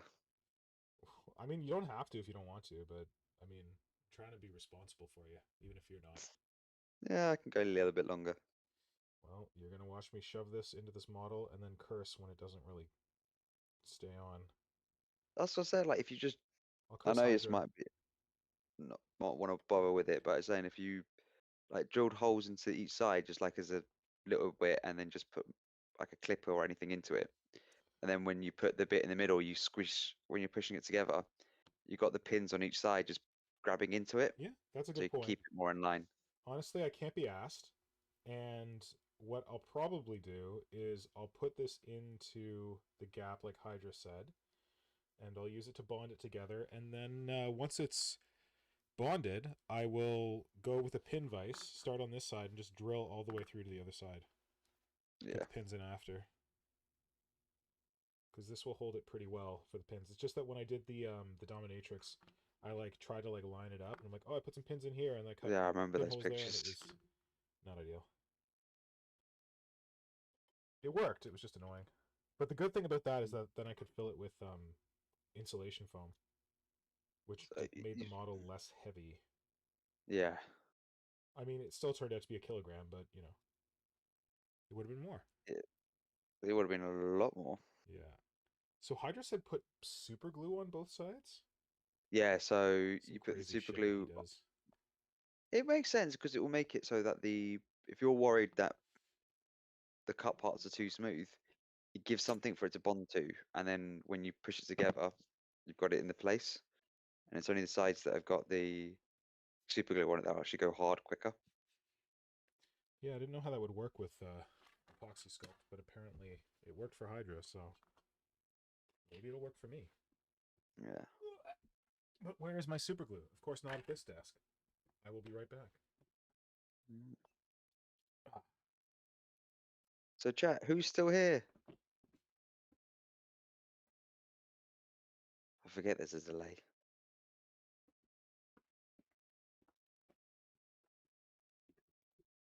So are people... Oh, is that not the right headphone? That is not the right headphone. No, Are that people is you. doing Inktober or Orktober or any kind of Tober? Please let us know in Casualness chat. still here. And Barkai still functions. Oh, Bargace, I love you. Tell me Still that that's a function. Transformers animated film reference. As soon as you were going with that, I was like, I still function. Good choice. It's almost, yeah. Well, Kajin's got a big surprise. Obviously, he is taking part in something. Okay. Barkai's I am ready for Nidvember. Sweet. Let's do it. I have nearly all the kits I need. You can start early, buddy. Start now. I'm going to finish a few giants off, and then I'll get into it. Oh, I was talking to Bargaste. Oh, yeah. Yeah, Barkai, start now. You We need definitely someone have to enough get ideas to first carry thing. you through, so get on it. Oh. One of the conversions I've got planned is, I think, one that you've... I don't know if you're too fond of it or if someone else is not too fond of it. The Turvagon into a Hierophant. Turbogon into a Hierophant. So you get two It's like a Turvagons, baby you can turn it fat? into Hierophant. Oh, no, you make it... Oh, you just two of glue them them into... together? Oh, yeah, I'm not a huge fan of that. Just because... Oh, man, this isn't enough putty. Damn it. What is it about it that it's just like, nope? Just because it winds up being so, like, wispy and thin. Oh, no, I've got plans for that. That I'm actually going to bulk out some bits in the right places. It's not just going to be on one... it's like the front leg is just like on a talon itself, where it just looks like it's not going to do anything. I'm going to turn it into the three clawed bit for it, so it actually sticks out. So it actually is resting on there, so it's actually got like a pincing talon on the front legs. Oh, okay. And I'm actually going to make it look like it's actually doing the transport as well. So it's going to have the Turvagon bellies in there, but it's going to be cut up in the way that it doesn't look like, here you go, here's two stuck together.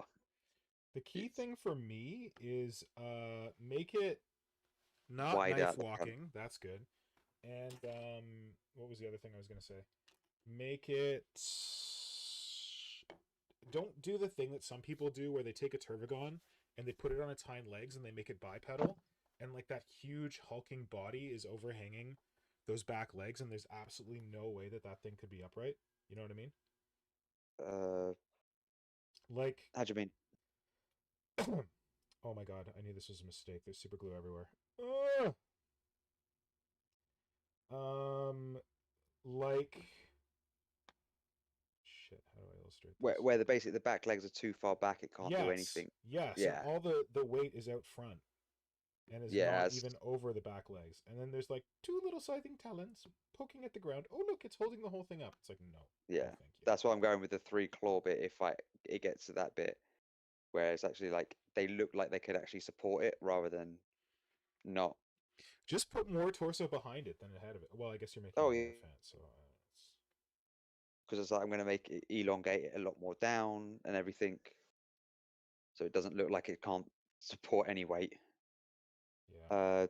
I'm still going to be using Forge World guns for it because I managed to somehow find some on eBay about a year ago. Yeah. For them. So Wow, it's that's always impressive. been a. I'll hopefully try and get work done on Peter Hampson's artwork for the Harris Specs. Been wanting to do that for a while. So Wait, you're gonna make a model of his artwork? yeah, Nice. I said it ages ago, but I'm definitely wanting to get around to it. When Hydra tells you to just put super glue on it, don't listen to him because it's always a mess. Super glue everywhere. What's the other ones I've got planned? I've got. I'm going to turn a Toxicrene into a squid. A squid. That works. Yeah. A Maliceptor into a big floaty brain. As it should have always been. Yeah. Gonna turn a. I think it's either gonna be a Trigon or a Trigon Prime into a crocodile.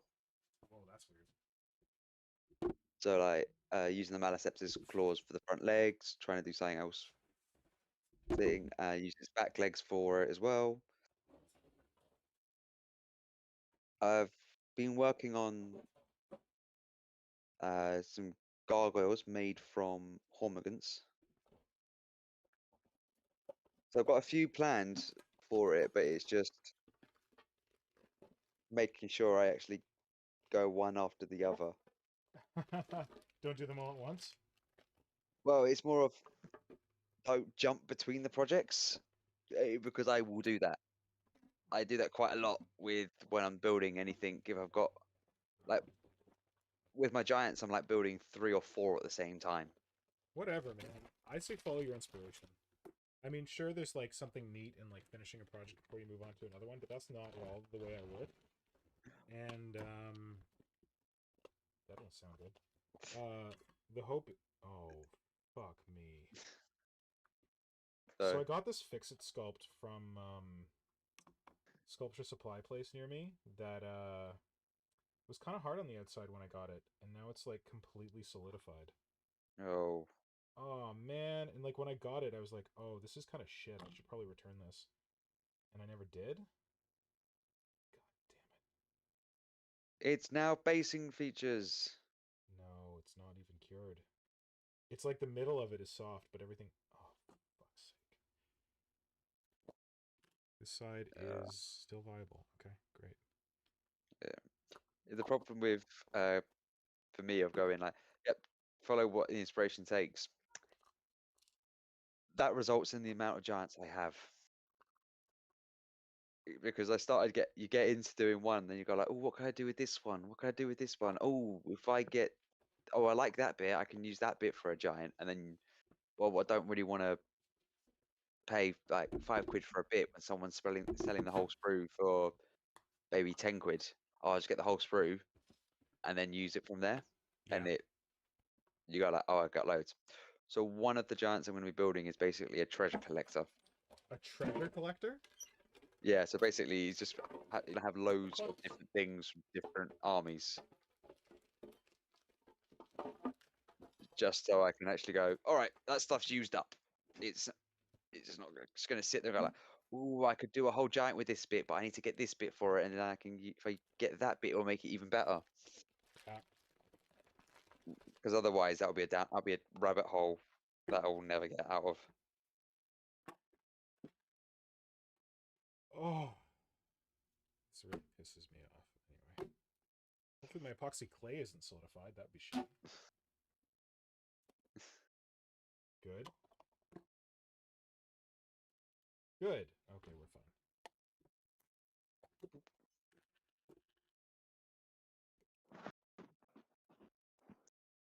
This is But if good, anyone actually. has, Hydra's suggestion, because I feel like it would take a lot longer to do this if I wasn't just like slapping together like this. yeah. But if anyone's got any suggestions for any other giant weapons I could include, that'd be fun. Oh, like conversions that you could do? Yeah. Don't worry, I've already used the giant Nurgle sword. Oh, that's a good one. That's going to be shared in the next few weeks. Because it's just like thinking of what weapons from different kits to go. And the new, oh, you say giant grapnel, but I've kind of got something similar. I want to hear more about Barghest's Beasts of Chaos army. That sounds really Yeah. interesting.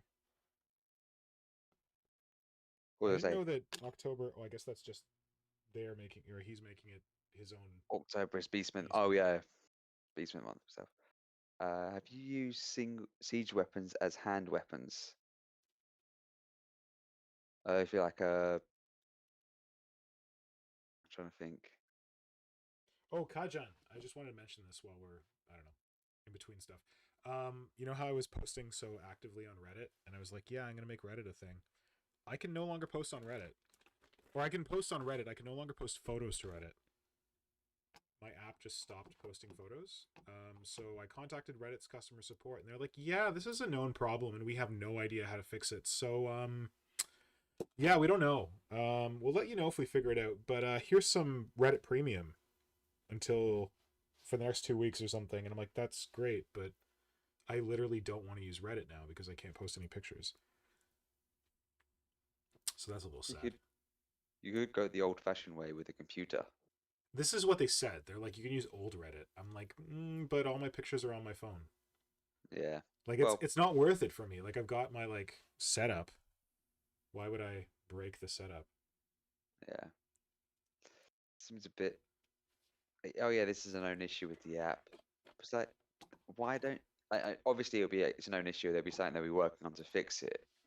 But it's like Well, they've they're got to working build. on it now, but they were like, "Oh, can you send us the picture you were trying to post?" I'm like, "Okay, I can send you all 4 of the pictures that I tried to post, and none of them worked." It's a little annoying. Yeah, I think it's when they've got that stuff, because I know the IT guys that are working like, okay, so what was it you're trying to do? Okay, what was it? All right, do you mind if we try it just to see? Because they want to, one, rule out, is it human error? Two, Yeah, what the type of file it is that's causing it. Is it yeah. certain spec size to Oh, it I've and all that got other I've got things? some experience with like working in tech and Yeah, but working it's with. just annoying. Yeah, it's just I don't know because I was liking it. It was cool, but it's just like non-ideal customer experience. Well, I'm not a customer. I'm not paying for shit, but just kind of breaks the mood, you know? You're like, yeah, this is Yeah. cool. This is exciting. Oh, siege weapons, is that like an old elfin ballista as crossbow? Yeah, Kajan, I've kind of done something like that. The new Auric Beast Skiller Skewer Killbow thingy. That's been used by a giant. So have you seen the new Auric stuff that's come out for the Yeah, Killbow? I've seen. Oh, who is doing it? I think that Kroot guy is making Kroot out of them, as is 10 out of 7 or yeah, 10 out of 7. Yeah, And they're working pretty well. like Like the new. the Oryx, they're making them Yeah, into Kroot. And I was just reflecting that, you know, I'm getting kind of excited about Kroot again. Oh, fucking glue everywhere, Simon, I hate you. I'm getting kind of excited about Kroot again, and I was reflecting on how if I ever wanted to, you know, like expand my glue everywhere. Oh my god, look at this. This is just like glue and epoxy. Oh, gross. If I ever wanted to expand my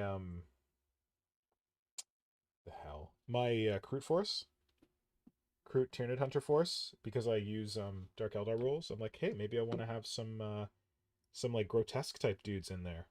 I was thinking I could use those orcs because they look good as big beefy Kroot. I think I love it when they come out with a kit that you can just go, all right, you designed it as this. I'm not going to use it as this. I'm going to use it as this thing. You mean every Kroot, every kit? Isn't that what we do with every kit? No, but I mean, as in like, here is an army that's for Age of Sigmar for orcs, and everyone's gone, yeah, it's a brilliant army. Not for orcs though. Not for Age of Sigmar. Who cares? For 40k Kroot. As long as someone's using my... If I was making models like that and someone was using my models, I'd be like, you're using my models. Great. I'm so happy. Is it selling? Yes. Yeah. Is it being used then for we're what good. intended it for? No. But is it selling? Yes. Yeah. Then keep selling it. So Barkaiser said his Beasts of Chaos start from the concept that a Varan guard went to recruit some beastmen and they ate him, nicked his stuff, plus a mix of the old and new models, and he has for Bestigor. I think that Beasts of Chaos is like fertile ground for more cool shit. Yeah. Like, definitely. Have you seen the comic by Pierre Mortel? He does some of the ones for Games Workshop. I've seen some of his, but not a ton. Have you seen the Duck Beast Man? Oh, that's the one that went like super viral? Yeah, quack. Yeah. He's actually started doing he started to try to do a series on them and stuff, but I think he's just been distracted. On Duck Beastman? Yeah. Nice. The age of quackening has begun. And he says you may also have a chariot problem. There is no chariot problem. There is simply not enough chariots, Bargheist.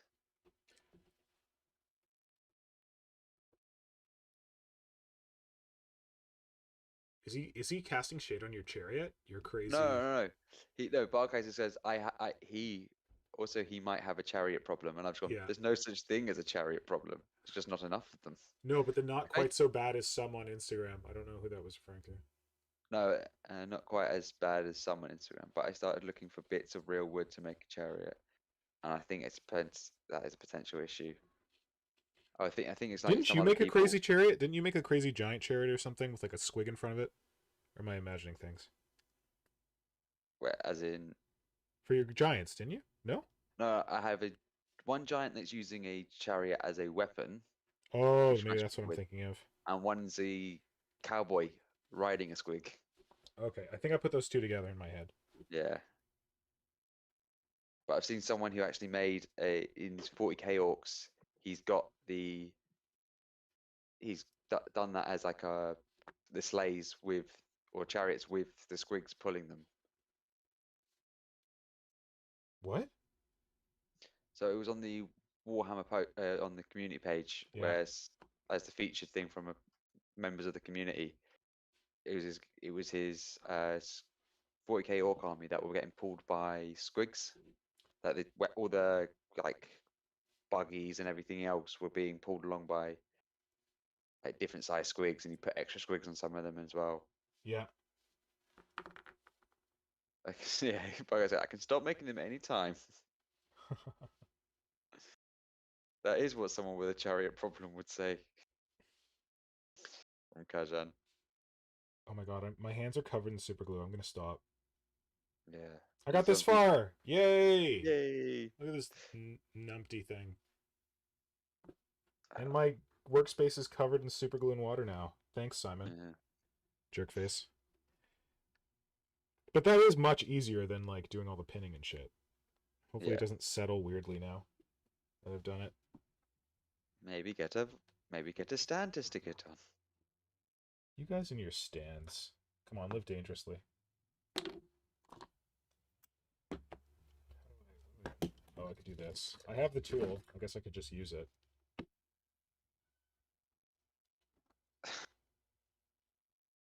There's some fun concepts as memory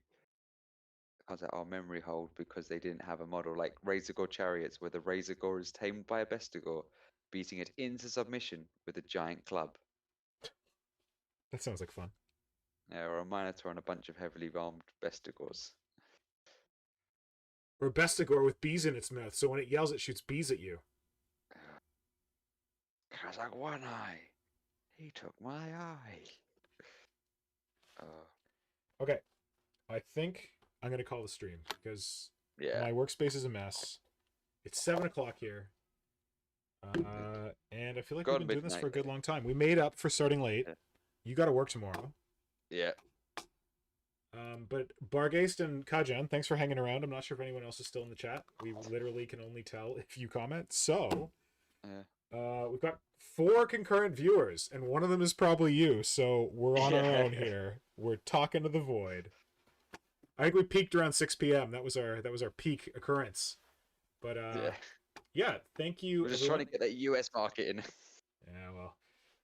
I've been playing with the idea of doing like an actual Wednesday stream, but the problem is right now Ripley's puppy school is on Wednesdays, but I think we graduated from beginner school into intermediate school, and beginner school was from like 7:30 to 8:30 on a Wednesday, which, you know, doable. And intermediate school's from 8:30 to 9:30 on a Wednesday, and we are old. And we went to like 2 of those classes and we're like, oh god, this is kind of late. So we asked the instructor. He's like, I've got a Thursday at 6:30. We're like, yes, please give us the old person time. So we're gonna get in our puppy trained with 70-year-olds from here on out, which means that I might be available on a Wednesday for a Wednesday night stream, because that, as you said, that is a very different audience. Like, I would start streaming now, so we get a lot of more of the U.S. I shouldn't say U.S. North America. Screw that. North America, Western Hemisphere. And yeah, I'd love to do that. So as we don't have puppy class on Wednesdays anymore, maybe I can hook that up. We'll see. Yeah. Maybe I can get Dwarfinish to help me host it. Yeah. Oh, Tom Wilson's still here. Good to see you, Tom. Yeah. After this, I think Dwarfinish was trying to say something last stream. I don't know if he got the message back to you, but I'll tell you just after we finish. Okay. Yeah, so thanks everyone. And we will see you next week. I'm going to be doing more Kroot. Maybe this guy will be further along. And hopefully Simon will be able to join us with some work. And I promise not to be doing as much sawing next time, so maybe it'll be less annoying. But yeah, good luck with your Inktober, your Orktober, your Beasttober, your Kroottober, your Nidtober, whatever you're feeling. And we will see you. Well, I guess I should do this. Where's my thing? Let's be a professional. Is this what the professionals do? Ah! Do we have an outro now? Oh, Jesus. What the hell? And the outro is me. Yeah, so thanks for coming to the stream. I hope you had a good time. I had a good time sawing the crap out of this thing. Hopefully I didn't inhale too much resin dust. But it was great to chat with everybody. And we will see you next week. Bye. Bye-bye. Oh, there we go.